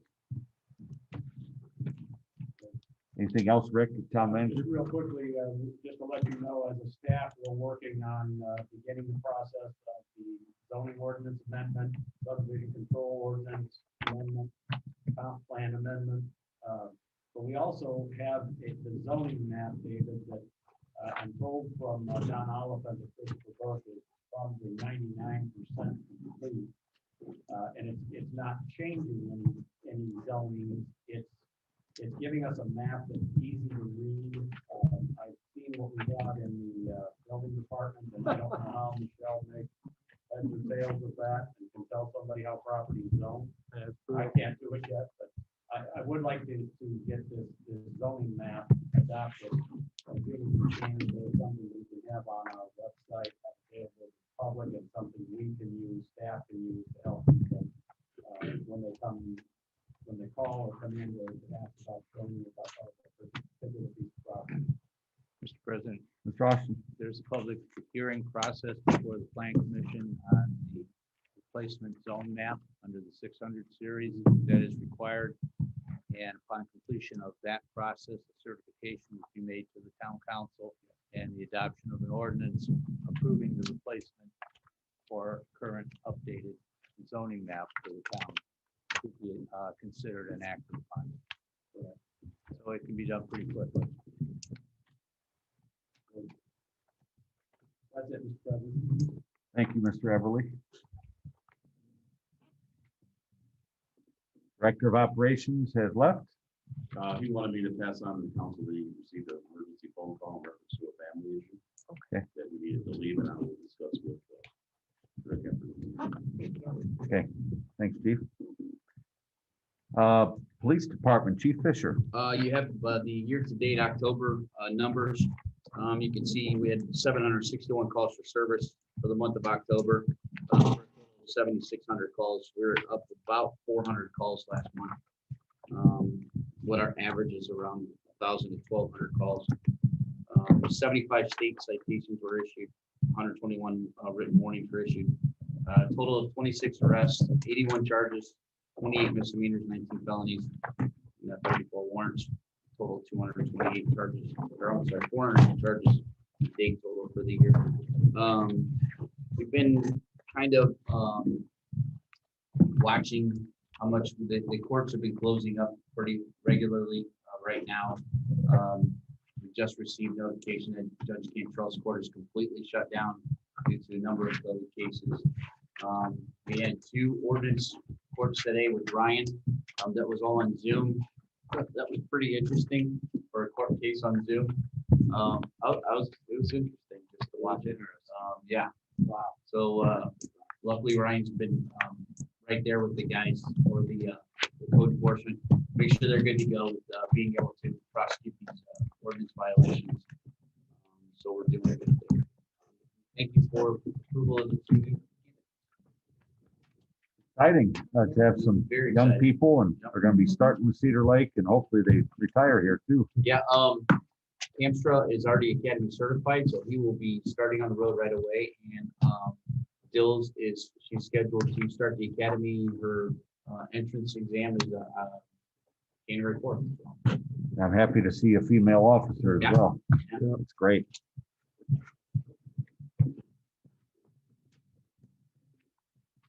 Fire Department, Chief Wilkening. As promised in the past, Bill had the nice charts for his calls.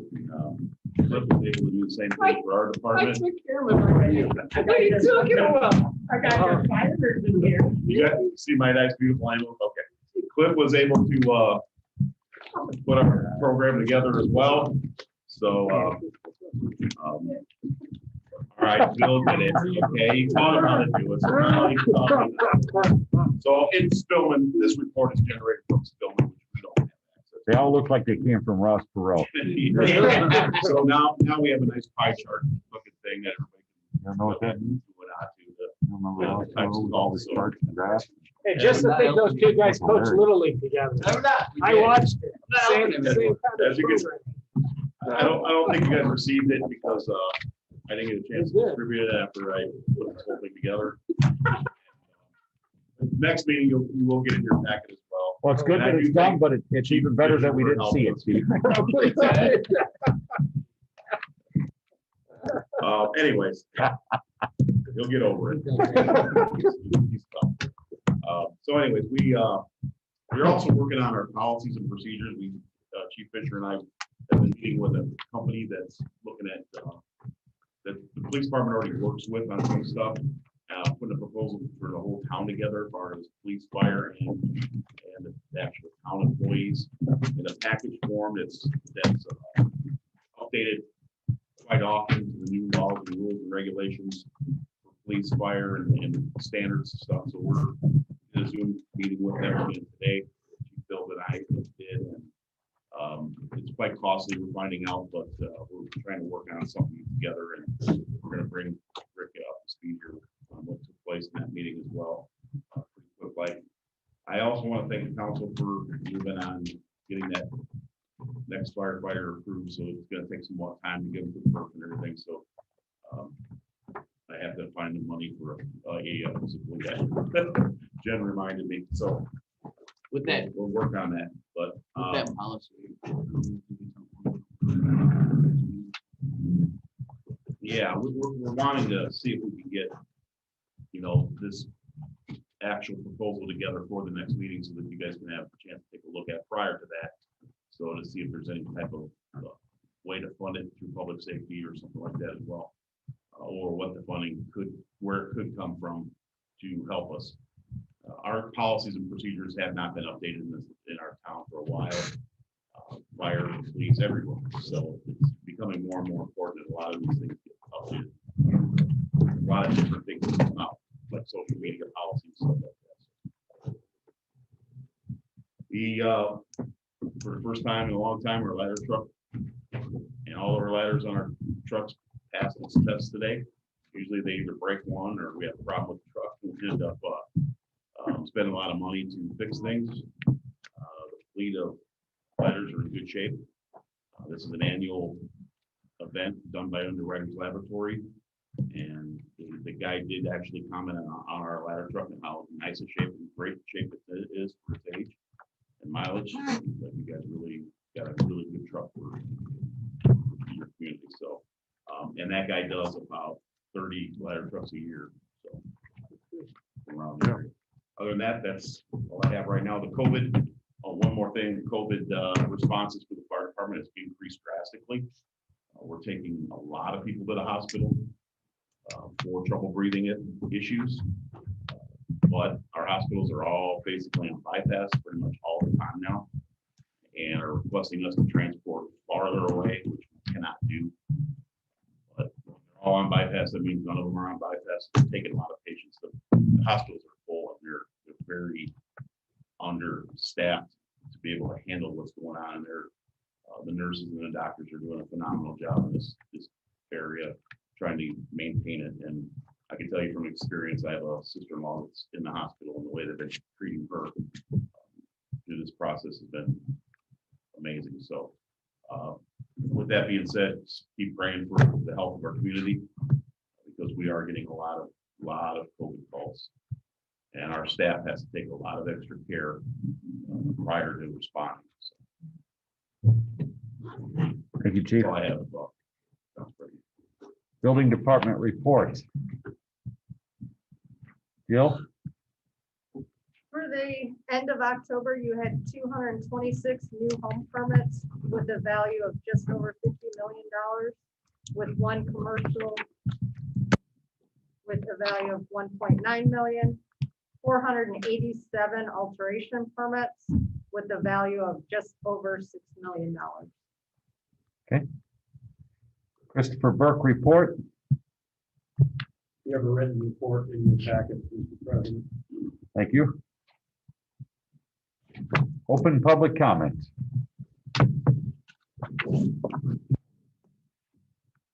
Mark Denick, 10813 West 134th Place.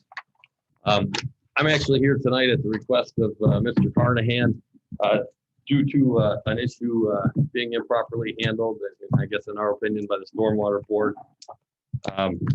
Just to back up and give you guys a little bit of background, but keep a Reader's Digest version of things here. This spring, I was going to do some repairs on the outbuilding in the back of my yard. My backyard butts up to the park area of Hanover Park, where the Little League fields are. And one neighbor along the route to the stormwater inlet, has decided over the course of a couple of years, he didn't want to have the ditch in his backyard. And he filled in the drainage ditch in his backyard that, serves 5 properties to get our water to the inlet. That I started doing some investigation into why my shed had been sinking. And that was when I pulled the plat plan from the county and saw that he was supposed to have drainage and detention area easement across the back of his property. I was at that time, then actually about 2 or 3 days later, I saw him putting a bunch of little grading stakes out in his yard. And then he got a whole other truckload of dirt and piled that on top of the easement as well. April 28, I brought it to the attention of the town. Was told that Mr. Kubiak would go out there and have a look at that. And actually, that's unfortunate that he can't be here with us today since a lot of this centers around him. He actually did come and take a look at the property and incorrectly told the homeowner that they could leave the fill placed on the detention area easement. Through subsequent stormwater board meetings in the months of June and July, the stormwater and Mr. Carnahan came out, Ryan Leisnick came out, Don Oliphant came out several times. Dan Embert came out a couple times too. So everybody came out and it was determined where the historical location of the ditch was supposed to be. And I was assured that that the issue was going to be rectified. I'm going to be raising my shed. I've actually raised my shed now to compensate for the 8 inches that whole back corner is sunk due to the drainage being cut off. In July, when it was determined that the deficiency existed, I was told that the homeowner was going to be notified verbally that he would have to reestablish the ditch line and remove the additional fill that had been placed on the detention easement. Because at that point in time, I brought it to the attention of the stormwater board that was in direct contradiction to the ordinance, the 2015 stormwater ordinance, which explicitly stated that upon discovery of a deficiency, the homeowner was to be notified in writing. And if the deficiency was not corrected, the homeowner, the Cedar Lake Public Works Department would undertake the work and a lien placed on the homeowner's property to receive compensation. Basically got nowhere with the stormwater board that day. I read the ordinance to them 4 times in a row and they said, well, too bad, we're going to tell them verbally. The homeowner has an open deck permit right now, so we're not going to give him his next deck permit until he removes the dirt. I don't know why we would tie the building department to the stormwater department, but I mean, I can play all the audio clips for you and video clips for you off of YouTube so you can see it yourself. Bob was at all of these meetings. Then the July meeting came around and nothing had still been done. Within at the July meeting, I read the ordinance again and was told by Mr. Oliphant that the decision had been made to notify the homeowner in writing. I thanked them for their willingness to follow the ordinance as it was written by the town. And I asked for explicit details in regards to the letter that was going to be drafted to the homeowner, whether or not the ditch was going to be staked by any member of the town, prior to the homeowner digging this, so that we could ensure that it was placed back in its historical location with the proper slope, proper grading as required. I was told that was not part of the letter at that time, but that would be explicitly added. Was then at the August meeting when I came and was told that because Mr. Kubiak had inadvertently told the homeowner he could leave the dirt after it had been placed, that the town had decided to go against the letter stating that the homeowner had to remove it and the town would remove it then at their own cost. I clarified at that meeting as well that not only was the dirt to be removed, but the ditch line was to be reestablished. I was told several times that was what was going to happen. I was assured that was what was going to happen. It took 3 months for the Public Works Department to finally come out and do the work. It took them 2.5 hours. They were there November 6th. They did not even a third of what was supposed to be done. Had words with Mr. Kubiak. He was pretty verbally aggressive up in my face when I was telling him that he had not completed what had been told and given as the update to the Stormwater Board, that the ditch line had not been established. At that time, he said he was not there to reestablish the ditch line. He was only going to remove the little bit of dirt that he told the homeowner they could place, and that the update that had been given to the Stormwater Board, he was unaware of because he doesn't go to the Stormwater Board meetings. I told him, well, if he had been to the Stormwater Board meetings, he probably would have had the update correctly, and he would have gotten the entire ditch line reestablished. I then told him that, that's not the update that had been given to the board, and that now he was going to have to remobilize, come back out, scrape up the grass seed that they had just planted, waste more tax money to come out and redig it. It was at that point, they packed up and left because it was 10:30. Rick Eberly then came out, took a look at things. He then went and talked to Tim afterwards, and apparently Tim was in agreement where the ditch is supposed to be historically, that it should be regraded, it should be redug, but I believe the term that you used, Rick, was that he may have got his marching orders confused. and was not aware that he was supposed to be reestablishing that ditch line. Rick very gracefully did offer to be at the Stormwater Board next week, and have Mr. Kubiak there as well. You know, I've requested for 4 months to have Mr. Kubiak there. I was told that the board has no power to make him show up, that, you know, and that there was somebody on the board to give their updates. Now, I've been dealing with this since April. I can't grade out my backyard. My ditch has nowhere to run to because their ditch is filled in. The town told me they were gonna take care of it. Bob, you came out and looked at it. It's clear as day filled in. And now they came out and they didn't do what they said they were gonna do. Now, I'd like to play an audio clip from you from the August meeting where Mr. Oliphant is speaking. This was when they just informed us that the town was gonna dig this instead of the homeowner covering the cost. I would like to play this for you, and I would like you guys to tell me if you believe that there is any way, shape, or form Mr. Kubiak could have been under the assumption he was not to reestablish the ditch line. So I'll go ahead and play this clip for you. You guys just let me know what you hear. West 134th place. So we had met with the homeowner, the Knots, out there a couple weeks ago. Public Works is going to restore that ditch line. It is on their schedule. I can't give you a timeline on when they can get to it. It'll be this fall sometime, but it is on their schedule to restore that ditch line heading to the south into that existing drain under 135th place. So the owner of the property has been notified of that, and we will reestablish that ditch line. 3 times. That's the plan right now. Now I come up and ask for clarification.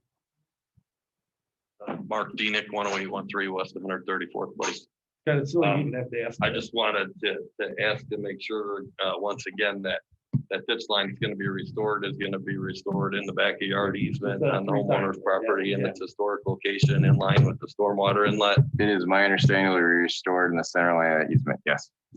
So now 4 times in 2 minutes worth of the update, we were assured that the ditch line would be reestablished. So I don't know how Mr. Kubiak could go out there and remove the 3 scoops of dirt and not tie in the ditch to the properties that have been abandoned. So I'm just here to let you guys know how some of this money is being wasted. You know, Mr. Kubiak went out there and willy-nilly told him he could leave the dirt there. I had a copy of the plat plan here that I received from the county showing and labeling it as a detention area easement. And apparently he never took that out there with them, and he told them they could leave it there. Well, then because he told them they could leave it there, well, then he assumed that, well, maybe the town should pay to dig it out. And now dug it out and put some grass seed there and still didn't reestablish the ditch line like he was supposed to. So now it's got. What's your address it's dug out again. 10813 West 134th place. I would invite each and every one of you to come out and take a look. My shed sink over 8 inches. I've just spent $1,000 to build a new pad, jack my shed up. Realized my shed was 30 inches on my drainage easement. Nobody had to write me a letter. Nobody had to threaten to move it. I jacked it up and I moved it 30 inches, so it's not on the easement anymore. And I don't want to have to spend another $1,000, another couple of weeks in time, in another 5 years, because the whole back corner of my yard is still sinking because the ditch hasn't been reestablished as was promised by the Stormwater Board. So I guess I'm just. 10813? Yes, 10813 West 134th. Oh, 30 foot. You also have Dave and Heather. Yeah, I mean, there's, all of my neighbors that have been cut off on that edge. I mean, there's 5 houses that have been cut off. Originally, when Tim came out, he said, well, the water still flows around this guy's yard once it gets deep enough. But yeah, that's not a definitive low point. That's not a drainage. That's not. I mean, we've gone through this already for months with the Stormwater Board. They're all in agreement on where it's supposed to be. That's why they said 3 times in their update that Public Works is going to reestablish the ditch line. And then when Mr. Kubiak's digging it, he tells me to my face he's not supposed to reestablish the ditch line. So I'm not really sure what the town council can do to help me here. Like I said, Mr. Everly has already said that he will be at the Stormwater Board meeting next month, and he's already said that if that was their intent to reestablish the ditch line, that he would get Public Works out there to do that. Now, I don't want to wait another 6 months for this to happen. I've now waited an entire year to regrade my property so that I can properly slope my ditch so that it can be relieved and go to the inlet. And I'd just be drowning grass seed at this point. And I don't want to wait a whole other year to do this. And his next excuse will be that, oh, the ground's going to be frozen. Well, you know what? It took him 2.5 hours to come out and do what he did. I've been waiting since April for this to happen. I mean, this is ridiculous. It's a waste of our taxpaying, my money. I'm paying $10 for a stormwater maintenance fee every month. I don't even have any drainage. My backyard just turns into a 2-inch deep lake every time we get rain. And my easement is labeled drainage. My neighbor's that's building is labeled drainage and detention area. I actually had an argument with Mr. Oliphant because he tried to tell me that just because it's labeled as detention area doesn't mean it's supposed to detain. I mean, I had to explain that certainly it met the criteria that under certain rainfall conditions, maybe it's a 100-year rainfall event, maybe more, that would certainly be intended to back up because if it didn't meet the criteria, it would have been labeled as drainage to run clean like mine's supposed to. Yeah. But since his is filled in, mine detains, and the rest of us all just suffer. You bring up some good points, and in fact, all of the last probably 5 years, we've changed the subdivision control ordinance to require drains that actually are pipes in people's backyards on all new subdivisions, because a lot of these older neighborhoods like yours. Well, I mean, it's there's very only complicated. one so homeowner out of 9 that's not playing fair here. You certainly gave us a very thorough Well, background of it. I just looked up your house. That's not have been the beginning of it, man. I mean, Yeah. I'm an engineer for a living. I'm I assistant can tell. federal manager at an engineering company. And for somebody to look me in the eye and give me bullshit answers, pardon my French, Yeah. I'm tired of accepting them. And now I want Public Works to get out there and do the job that we were told they were gonna do by the town engineer. And I want it to be done in a timely fashion and completed yet this year before we get a freeze. Took 2.5 hours to do it the first time. That included mobilization and demobilization. It probably took them an hour to do the work that they did. I told him while he was there, it would take an hour to do the rest of it. And he said, well, this guy's got a split rail fence on the easement. I'd have to move that. I went and got that homeowner, had him come out and said, go ahead and move it. Mr. Kubiak said, oh, well, the homeowner in question that filled in the ditch put some bushes here, so those would have to come out. So I have pictures when those were planted in July. Those were planted on the easement. We shouldn't even be talking about them. Yank them out, throw them in his yard. I mean, I'm getting every excuse under the sun why they can't go out there and do a half a day's worth of work. Mr. Everly, you make sure that this stuff gets remedied.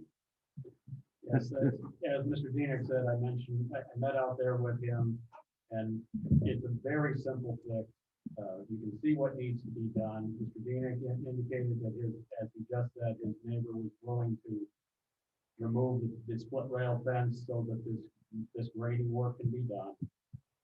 I did discuss it with Tim Kubiak, and he agrees that the fix is simple, but he did say that is not what not the message he got from the storm board to correct. So all parties are going to be back at the storm board meeting a week from tonight.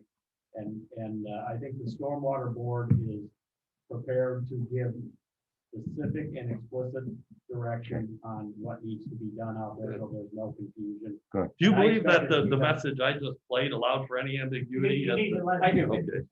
I do, frankly. I think what Mr. Kubiak thought he was supposed to do was remove the dirt fill that was put in, which is probably, what would you say, Mark? It's got to be 50 feet or more. south Yeah, we're talking about of- digging Mark, 60 foot of dirt. 50 feet or so south of where that really small high spot is, where the foot rail fence is.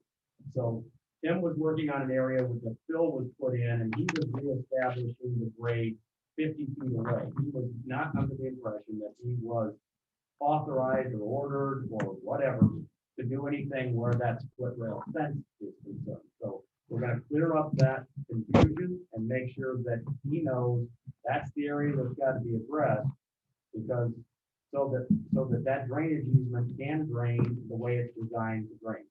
It's a real simple fix. And I think we'll get the resolution next week at the storm board meeting, and I expect that Tim can do that work yet this year. Okay. Mark, you want to know one of the good things is that you have really paid attention. Yep. But also all of these meetings now being online and available for public record, there's no misconstruing the public record for what it is. So you presented it very well. You've gotten a hold of the right man. Allow him to do his job. and he will get the job done. I thought I did that back in April, Well, when I was told that this was gonna be handled. And again, I don't see how the direction that was just played by Mr. Oliphant could leave any ambiguity as to reestablishing the ditch line. You can go back through all of the scoreboard meetings when I've spoken, and I have spoken about the fill that was placed and the fact that the ditch line needs to be reestablished in its perpetuity, because it has been filled in over the course of a couple of years, and this was just the latest batch of dirt that was placed there. And that's why I was very adamant. And if you continue to play that clip, I even say, what is the verbiage that is being put in the work order? I mean, was a work order drafted and handed to the Public Works Department that specifically said, this is where the ditch is supposed to be placed? We don't have work orders yet, but we're working on that too. I mean, how do we get jobs done if we don't have a work order? That's how the world works. That's right. I mean, so no wonder We're the guy working goes on out there and does whatever he feels like it, because he wasn't at the meeting. We need better work instructions. You hit a nail on the head. So I guess I just wanted to bring this to your guys' attention, and next week at the storm board meeting, hopefully this all gets taken care of. No, we Because I don't wanna appreciate be you. back We here. appreciate you coming here, and we apologize. Mark, appreciate it. Thank you. Thank you.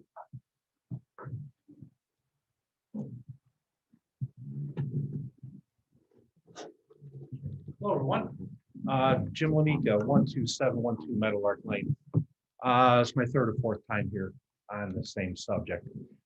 This is regarding the water main break 4 years ago at the end of my block, and the washout underneath the sidewalks, now down 4 houses. Last time I was here, there was a gentleman at the back of the room said, I'm the guy who's supposed to fix this, and I know nothing about it. This was 3.5 years.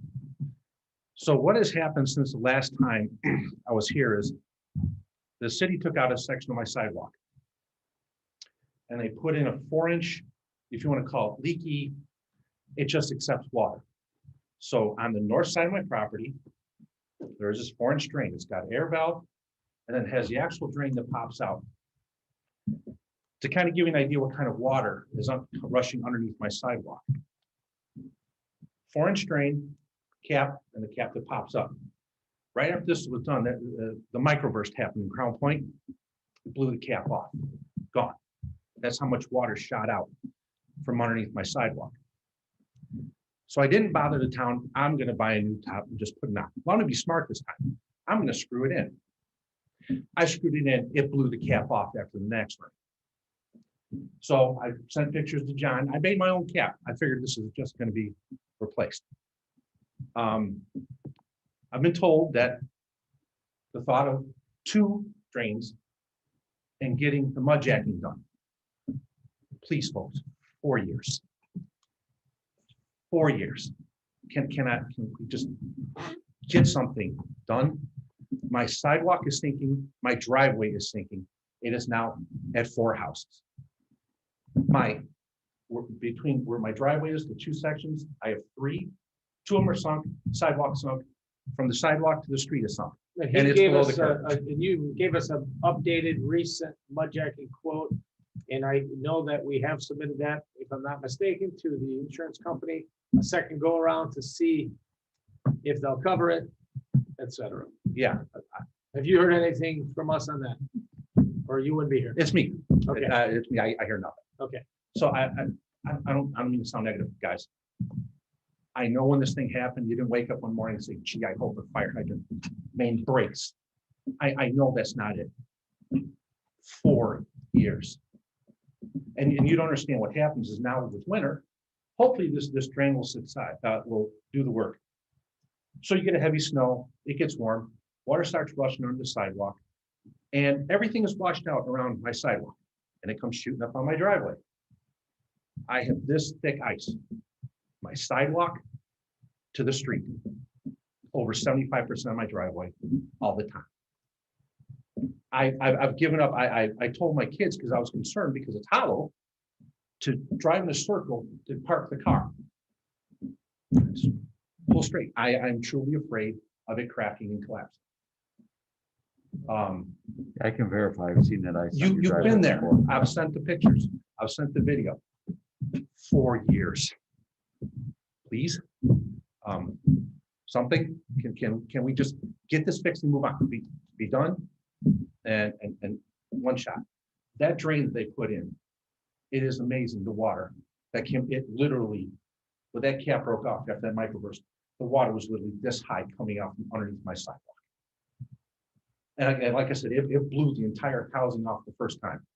Which And is this- proof the area under the sidewalk. Is- It proved our analogy that we want to know where the water was coming from. Is it coming down through the sidewalk? And it certainly is because it proved the purpose of that drain was almost a And, test. and that area under the sidewalk is taking that much water because of the water main break? back Well, then? Is that because where it's related? it's coming down a hill, Randy, so the water now is finding the river, if you will. It's creating a gully underneath the sidewalk, is my guess, without taking a camera down there. So either mud jack everything, fill it full, and or just replace that section of sidewalk from him up to the Do fire we, hydrant. so Jim, I'm sorry, Jim, he mentioned a fix, right? The word fix. What is the fix? Mud jack. That would be one fix, and or replacing the entire stretch of sidewalk from there to the fire hydrant would be a second. It would be, so to replace the sidewalk would be 4 houses and my driveway. Yeah, the slab out. And from the what driveway had out. happened was that when you have the pictures, the day that the main broke, you actually saw the water going down 1.5 houses. It was oozing around the sidewalk, going north to south. And that was just the beginning. Then the winter comes and what the heck's going on? And this ice is just forming all over. Did we hear anything back lately, Jill? No, not yet. I've been communicating with Rick and bringing him up to speed on this. Okay. So we owe you some certain answers, Mr. Lamika. We apologize for the continued delay. Yeah, some coordination with Mr. Oliphant, identifying the fix, putting an action plan in place and getting this thing going. When the mud jacking company came, they thought 3 semis full of material to fill the areas going all the way Yeah, down. because I think we can pretty well understand that with how old this is, the insurance company's not gonna cover this. This Yeah. claim is way too old. It's just not gonna happen. Well, yeah, but that was the problem with.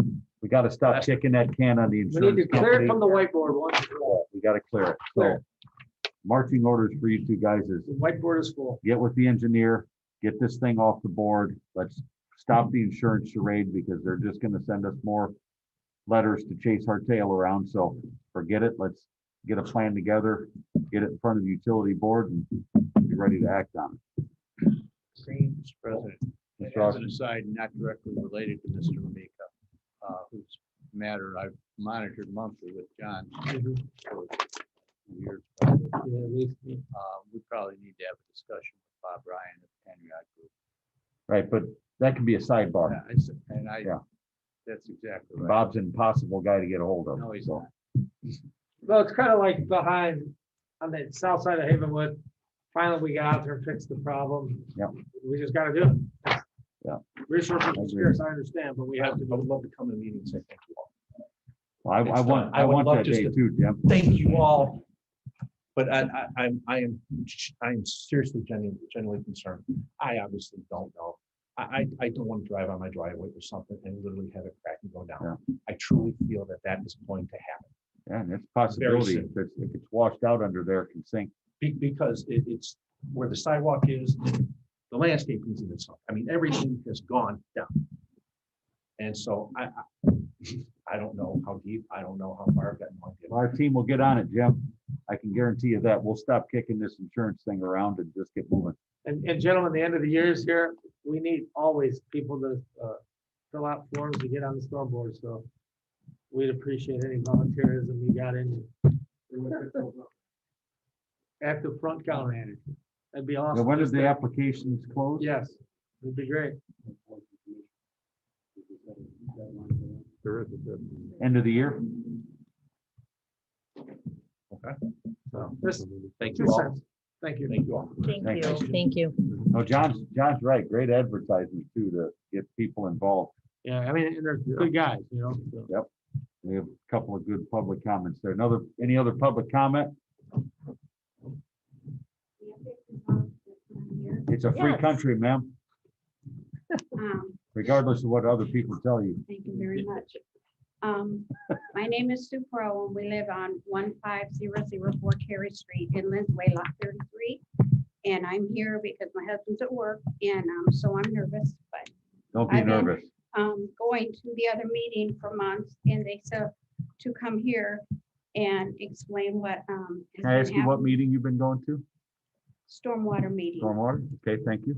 And then, all but one, I missed one since June because I had to go take care of my dad. But anyway, so, he said, well, just give an elevator talk to try to tell, quickly what's happened. So I'm like looking at my notes, and it's gonna be a tall building because I'm trying to make everything quick. But, the issue began, our situation was perfect inside the house in our land until they did the new build next door.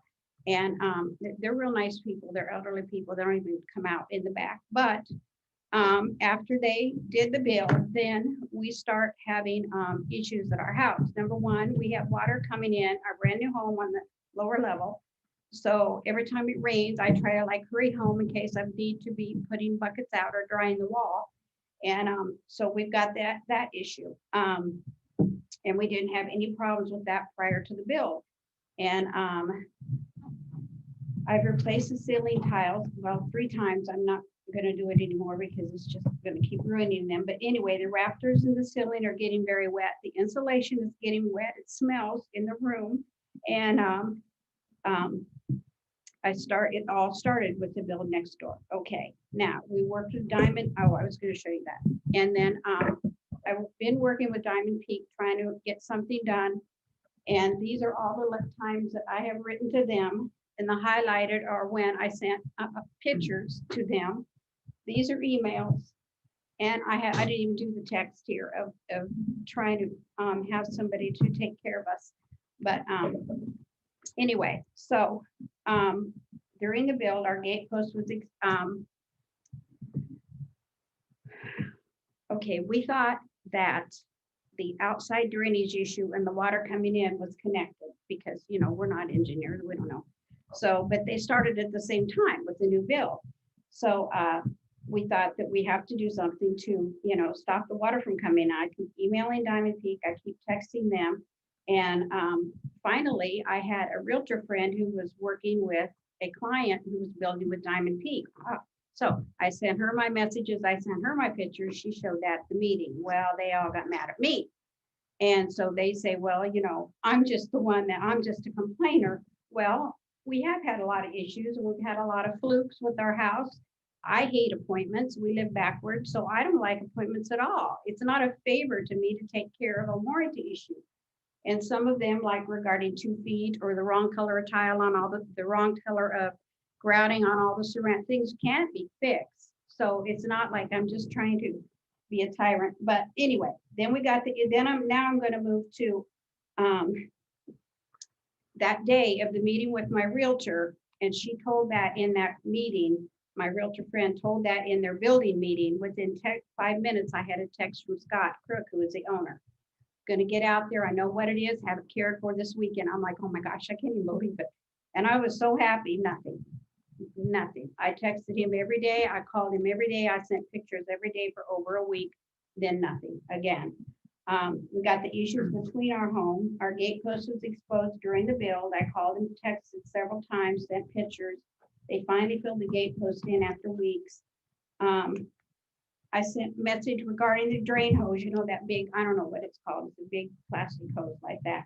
And I said, that it's still on top of the ground. You filled our gate post, but now this is on top of the ground. And we were told that the hose will be buried once the house next door is completed. They will be tied together to get the water running away from the homes, like, under the ground type of a thing. The drainage was never combined. Instead, I'll show you the downspouts hanging in midair directly onto our gate post. It's just like from that fold there to that table onto our gate post. It's a tiny lot because it's a cottage home. That's what we thought we wanted. So we got that. So I called and texted and emailed several weeks about that. So they put a plastic extension on that brought it right down on our gate post. So I just went and I didn't tell nobody, but I just went and bought one of those plastic goalie things, and then I went over there, put it on that stupid gate post and tied it, pull tie thing on there to keep it from the lease coming onto our lot. and right onto our gate post. Okay. Okay, I'm on to page 2. It's a short one. We had to call FFC to get the gate post raised. That was $150. And Joe, the owner of FFC, I have proof here where he said it's obviously a drainage problem. It's not a FFC problem. Diamond Peak goes, no, now it's FFC's problem. It's a landscaper. It's everybody's problem, so they don't have to fix it. So Joe said it's obviously due to drainage. And I said, of course it is, because the gate, you know, how many fence posts do we have around our yard? And we have gate post or a quarter post over here. It's fine. It's because you've been draining on our gate post. Okay, so now I'm gonna, and then when they had the, when they dug it out, you know, to fill the, to raise the gate post, which we have to have done again, because you can't open the gate. My husband moved the hardware twice. So now our beautiful fence is like really ugly, but, and when it shifts and keeps sinking, then you can't open our gate. Well, we have to open our gate because we want to go in and out. But anyway, I wanted to show you these pictures. This is my allowance, so I have to show you. This is the first water coming in our home. The picture that I got when it first started Is staining. that your my- basement, ma'am? Pardon me? Is that your basement? Yes. Yeah, I'm looking at her. There must be houses on the north and south of her now. Yes, There it's weren't totally built in now. this picture for GI or from. And she you know, backs right up to Hughesman's farm to the Yeah, west. Yeah, so, and this is my dripping. This is what I hurry home when it rains to wipe off. This is how wet that we've been more than once, that I just keep taking pictures of. That's our insulation and our rafters. This is the black, which is not a good sign. This is after I replaced the ceiling tiles one time, and that's how much we're getting. This is what I just have left it now because I'm tired of replacing the ceiling tiles. And this was August 10th of this year. This is where Diamond Peak texted me. It will be buried once the house next door is completed. They will be tied together. They will be tied in together to get the water running away from the homes.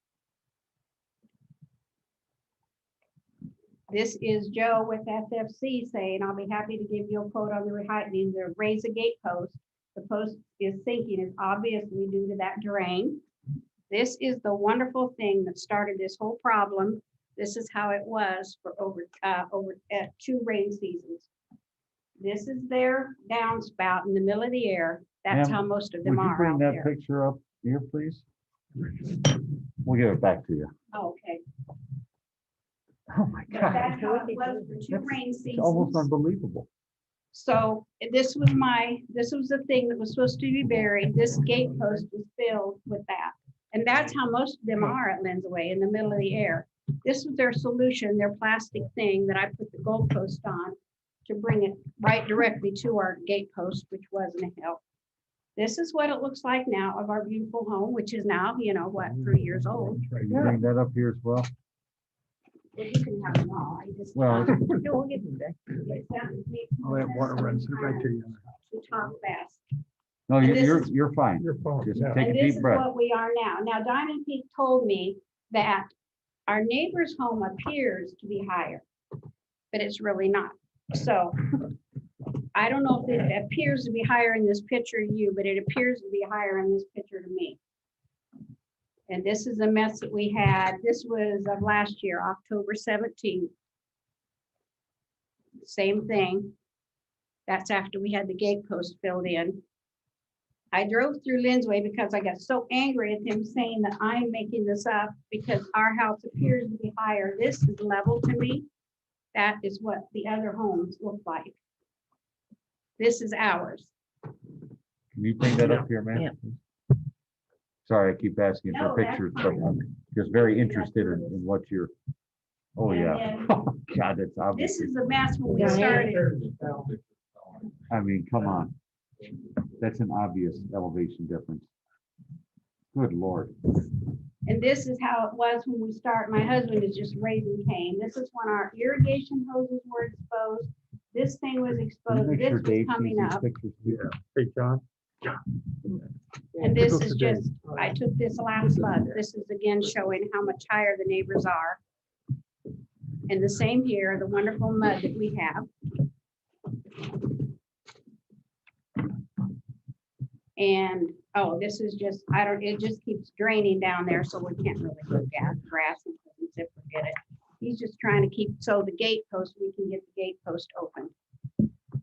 And this is again of the neighbors hire. My pup left something there for you. And again, you know,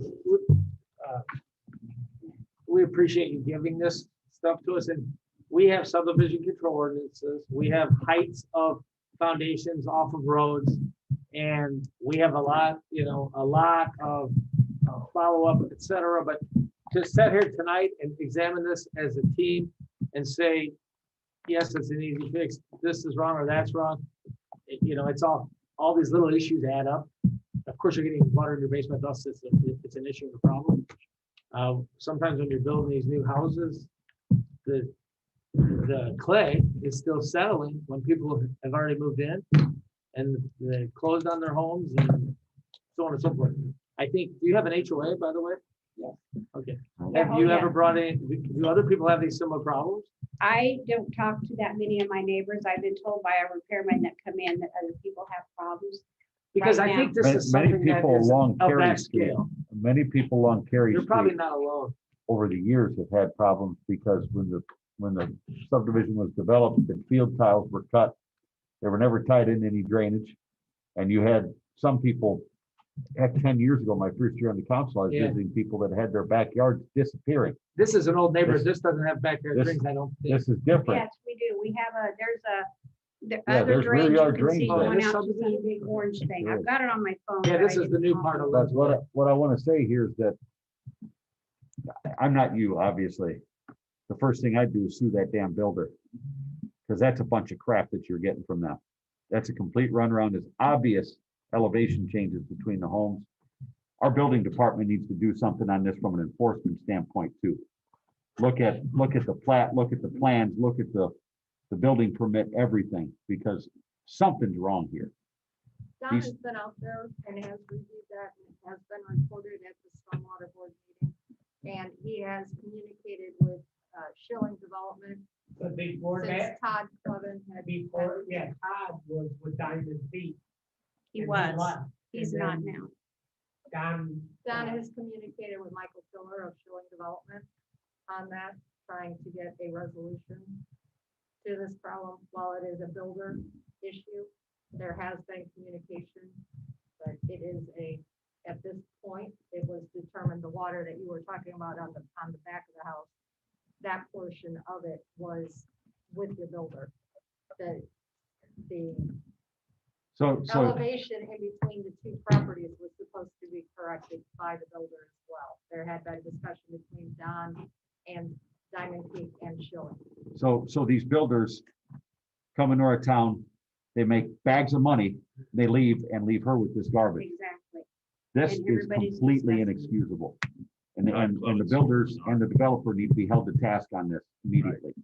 Well, This that's is why we have ridiculous. performance bonds and maintenance bonds for this exact reason. Yeah, quite but honestly. But she's getting a runaround. There's no But it's claim to be old, made on it. I agree. The town has to These were act here old. and engage this process.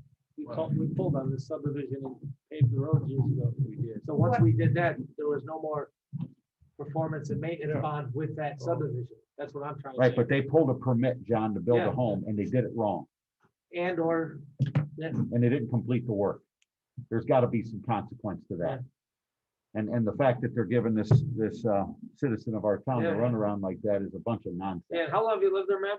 3 years almost. And this is all the downspouts of the level one. They're Yeah, you all said hanging that, in the middle of the air. Yeah, that doesn't make any sense. I It's didn't not know tied in anything. And that's ridiculous. That is a And the half-assed last I job. knew, Todd was let go from Diamond Peak. And then Schilling was supposed to help Diamond Peak. So I started with a friend who, was in illegal. Go to the stormwater board for weeks and then go for months and then come here. And then it's back to Todd, it's back to Schilling. It's nobody's Yeah. fault. And I've got water coming in my basement. Yeah, that's It nonsense. stinks in the Right. room. Mr. Oshie, what is the proper channel? I knew you were gonna ask that. This has sausage made all over it. You've got developer problems and issues. You've got builder problems and issues. In the builder contract, there are relationship remedies and relationship default, performance and non-performance type provisions. You also have HOA circumstances. You have, and I don't know whether the developer is still in the property or is still in the development running the HOA, because they do to a point, 75% or some percent, high percent. We still have the HOA. I know you have it, ma'am. It's who controls it, whether it's a developer controlled or a homeowner controlled entity. That's a big difference. You have some exclusive remedy provisions. There may be a provision in her contract with the builder that says arbitration under the AAA is sole remedy in New York City or Puerto Rico or somewhere. And people sign those contracts, of course, because they don't know any better. They want to build a house, and they think they have a reputable builder, and they're going to be in a quality development, and they're going to have a nice home. They don't think this, shouldn't have to. So that's what I mean when I say there's some intersection of complicated things. I can tell you, and I will counsel you, Rick, and the team when they ask me, if they ask me, that you yank the chain, you yank it hard, you yank it with the highest official of the Schilling Group that is available, probably Mr. Jack Slake. And Don't take no for an answer. it go beyond that. Yeah. Because if there are other consequences, we'll talk about those, of course, and the degree and the extent, all of that. But they're sending builders in every day to work on homes that are still under construction. They're still trying to sell homes in those developments, aren't they? Of course they are. Well, maybe they shouldn't. Maybe they need to be precluded from doing that pending resolution of this issue. Wow. I would suggest a very hard and aggressive approach. Ma'am, what was your name again? Sue Pro, it's PROUGH, Mike and Sue Nashville. Sue, first of all, you did a great job in your presentation. You were nervous, but you did awesome. Okay. Thank you very much for really well-prepared presentation. The illustrations are absolutely fantastic. Off the record, can we get your contact information? So Yes. our staff can have that. This is absurd. Yes. Thank you very much. You're done.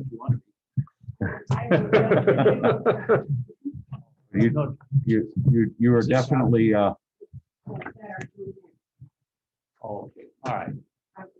That'll go to Mr. Everett. we appreciate you coming tonight and giving us this information. Right here. Our town manager will be taking the lead on this. Well, I would be one to scream. we have a bunch of them here.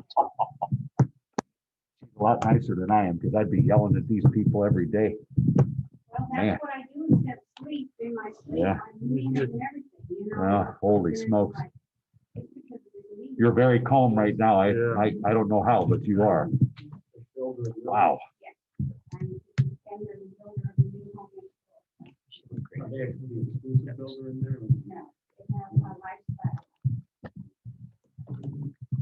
Any other public comment?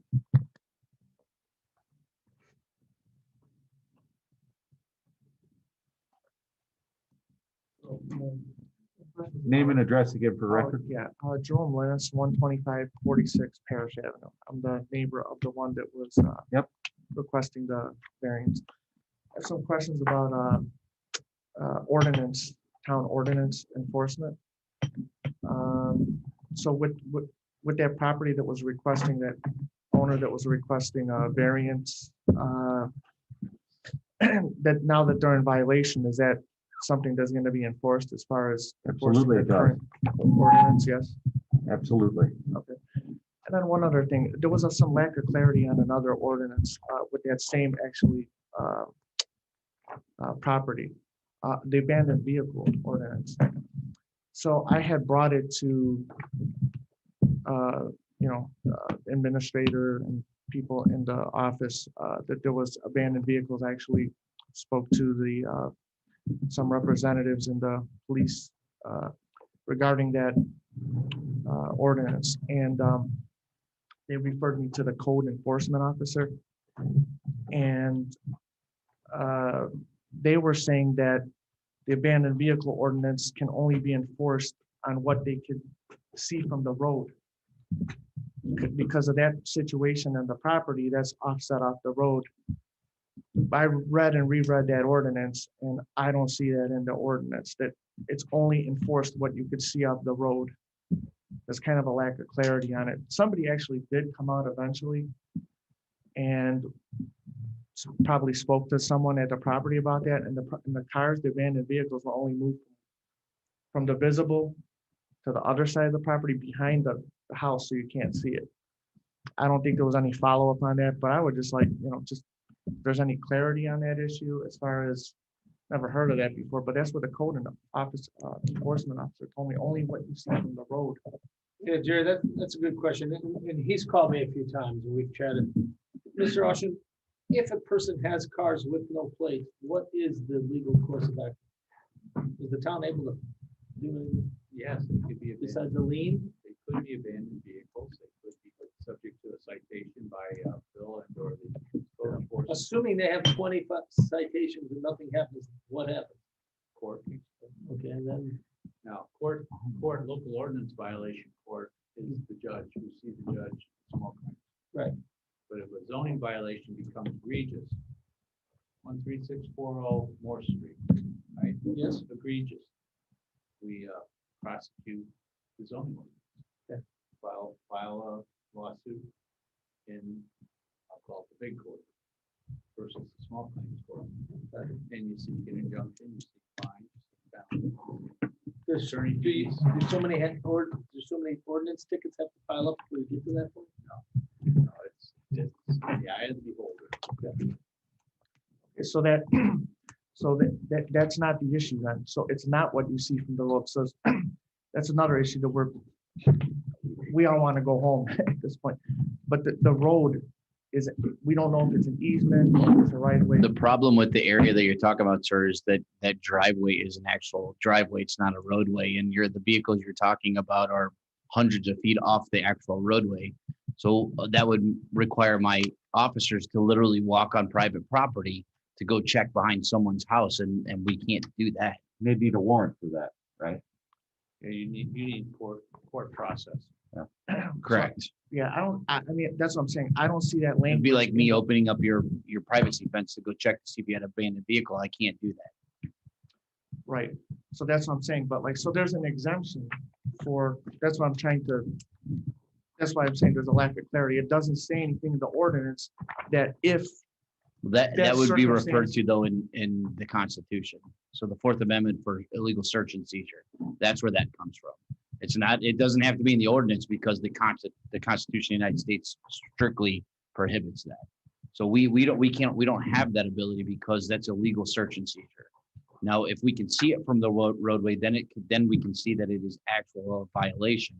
Like if you committed something in front of us. Does that make sense? Right.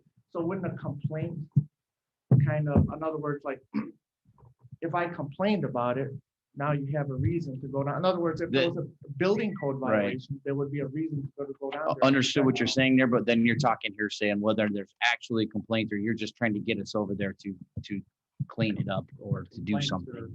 So it's. A complaint would be the basis for an investigation or a review. An assessment would be made upon a complaint, whether there was an ordinance violation considered and what it is. And if it is serious enough, this council, our building and planning department, our police department, our code enforcement, will be behind the filing of a lawsuit seeking injunction and mandatory compliance with our zoning. A complaint can trigger all, but it's a matter of degree. And not everything that's complained of would be prosecuted like I just indicated. That's an extreme. Don't understand. It's still not cleared up for me, but okay. So And we'll go from there. the simple fact of it is this, if we can't see it from the roadway, we don't enter someone's personal property space to issue a citation. Plain and simple, we're not going to, because we're not gonna violate someone's Fourth Amendment rights to illegal search and seizure. Well, let me ask you this then. You're gonna you're gonna go on someone's property regardless to issue a citation, right? Or is that done through the mail? No, but you're asking me to seek out violations, so that means like, well, I can equate it to this. That would be like me walking into your backyard to just check to make sure you don't have any violations at your house. That's not right for me to do that because we don't live in a communist state. We live in a free country where the Fourth Amendment protects illegal search and seizure, right? So we have to have just cause or reasonable articulable suspicion to enter that property. One of those could be the fact that we can see the abandoned vehicle in plain view. Okay, So is it because of that road? yeah, that's an issue, because I don't know that that's actually a roadway, because it's not plowed by the town at all.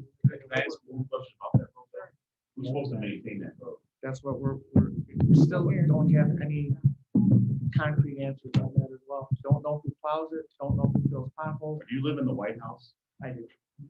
So that bridge there, that's in pretty bad shape there. Well, it's just a culvert. I mean, somebody just built those things. I'm only been there 2 years. So, I mean, I don't really know what's going on. All I know is there was a junkyard in front of that, literally a junkyard in front of the house. And now, everyone's hands are tied. We can make that a road, then I would gladly drive down there and make sure we write some citations to it. But if he As of sends right now, it's not a photos road. to you, does that work, Mr. Fisher? By him illegally going on the property No, to but obtain if those, he ask stands that in man his right there. yard, if he stands in his yard and takes pictures of cars with no plates, does that? I would have to look at them to see if that, but it could. It could, if you can see abandoned vehicles with no registration on them from your residence, and maybe then I can see it. Yeah, But are you I'm just talking about trying the to house think of a all the way at loophole the here. golf course on the other side of the pond? From your house that's up front, you're not gonna be able to see. No, I'm actually right next door. Now, I complained about it. Someone came out and they moved the cars. But, like I said, with the tenants, with this, I mean, they got people renting. I mean, there's just like cars there. Mhm. So, I'm just saying, it's partially resolved because they moved them in the back. I still think it's in violation of the ordinance. And it may be, I'm it may be, fine, it may be. just. Do you live in Bunky's old house? Yes. Yep. Yes, Or, he does. Jamie. Jamie's old house? Okay, Yeah. I know where you. So, I'm still new, so I'm figuring this out, but once the road thing is resolved, then that'll answer a lot of that. Sure. So, if there's a right of way, then hey, go right down there. I can't see why it wouldn't be, because like I said, I mean, the maintenance, the plowing, the potholes, I can't see a homeowner doing that, I mean, how's he, the liability, stuff like that. But if it's not a designated roadway, then the town's not gonna do it, because it's not our. Right, if it's not a Yeah, well, we're platted still waiting roadway, on there's- answers on that. Okay, well, that's what I got. I just wanted to know, Thanks, and, Jerry. Appreciate that. Appreciate it. Sir. Give me a call. Bob, come on up.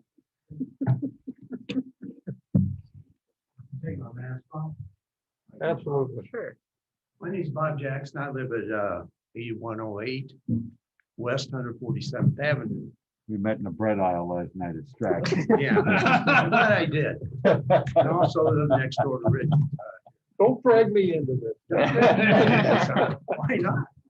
You're one of my witnesses. Well, I can provide a lot of witnesses. Not a problem. Let's talk about the problem I got crux of down the here at problem. 47th Avenue, they speed down that street like no tomorrow.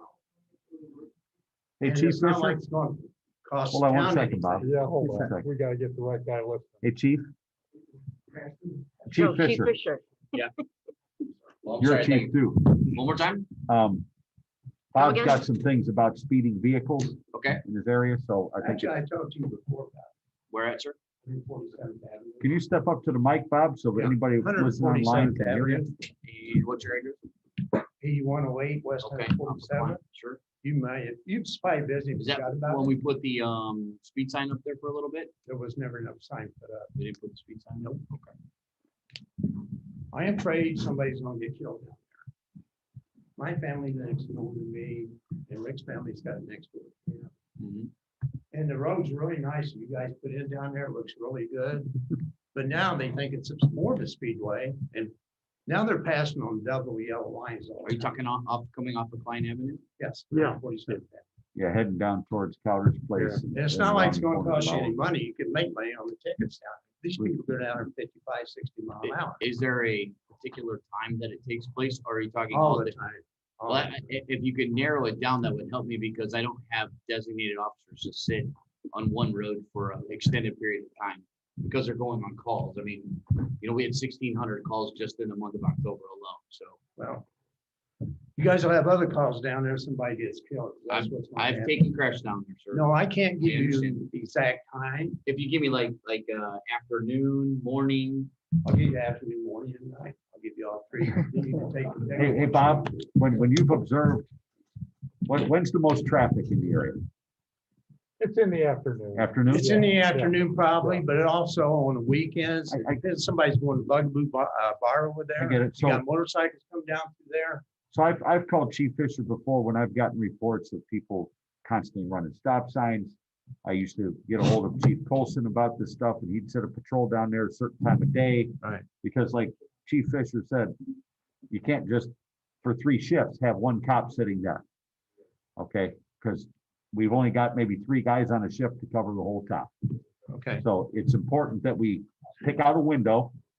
All right, we're gonna set a patrol there for a certain amount of time and write some tickets. Usually when you write a few tickets, if people are speeding, they're breaking the law, the word gets around and people slow down. Right. And then if they speed up again, they go out again and do it again. It's just part of the process. But what Chief Fisher's trying to do is just be able to allocate the resource at the right time to be able to make the most impact. Well, I'd be more than happy to call up there when we start seeing different shifts. When they're doing But he's got to more. plan this through his patrol commander. So it's all got to be planned, part of his business model to I manage will, his team. I will let the patrol commander know to send cars down there more frequently to see if that can help deter or catch Well, them. we- Chief, guys are you gonna still put- using the sign? That's Chief? why I asked if he had the speed sign there, because we also run into the problem of perception. People think that vehicles are traveling a lot faster than they actually are. So that's why we as a town purchased a speed sign to be able to not only allow the public to see how fast someone's going, but it also records every single car going by. It's data. So Yeah, I it totally will tell us. understand. I've We seen we it. had, Would be we had good. the complaints in many areas where they were complaining 50, 60 miles an hour when the actual highest speed ever recorded was 31 miles an Oh, okay. hour. So that's why I'm saying. it's I think my perception. judge is a little bit better than So- that. so- Private investigator and I do a lot of investigation work, so I'm kind of up on those things too. On All I'm speed. asking is somebody guarantee me that there will be something done down there with these speed. Can we start by getting that speed sign over Speed there? sign over Get there? the sign and get a patrol out there. Let's start with that. Now, we got another question. You need somewhere to park, it's not a problem. You use my driveway. Use my son's driveway. I'm sure you don't use your driveway, wouldn't you? Absolutely. So there you go. Georgia says it's okay, but I don't know if I would. No, you're easy.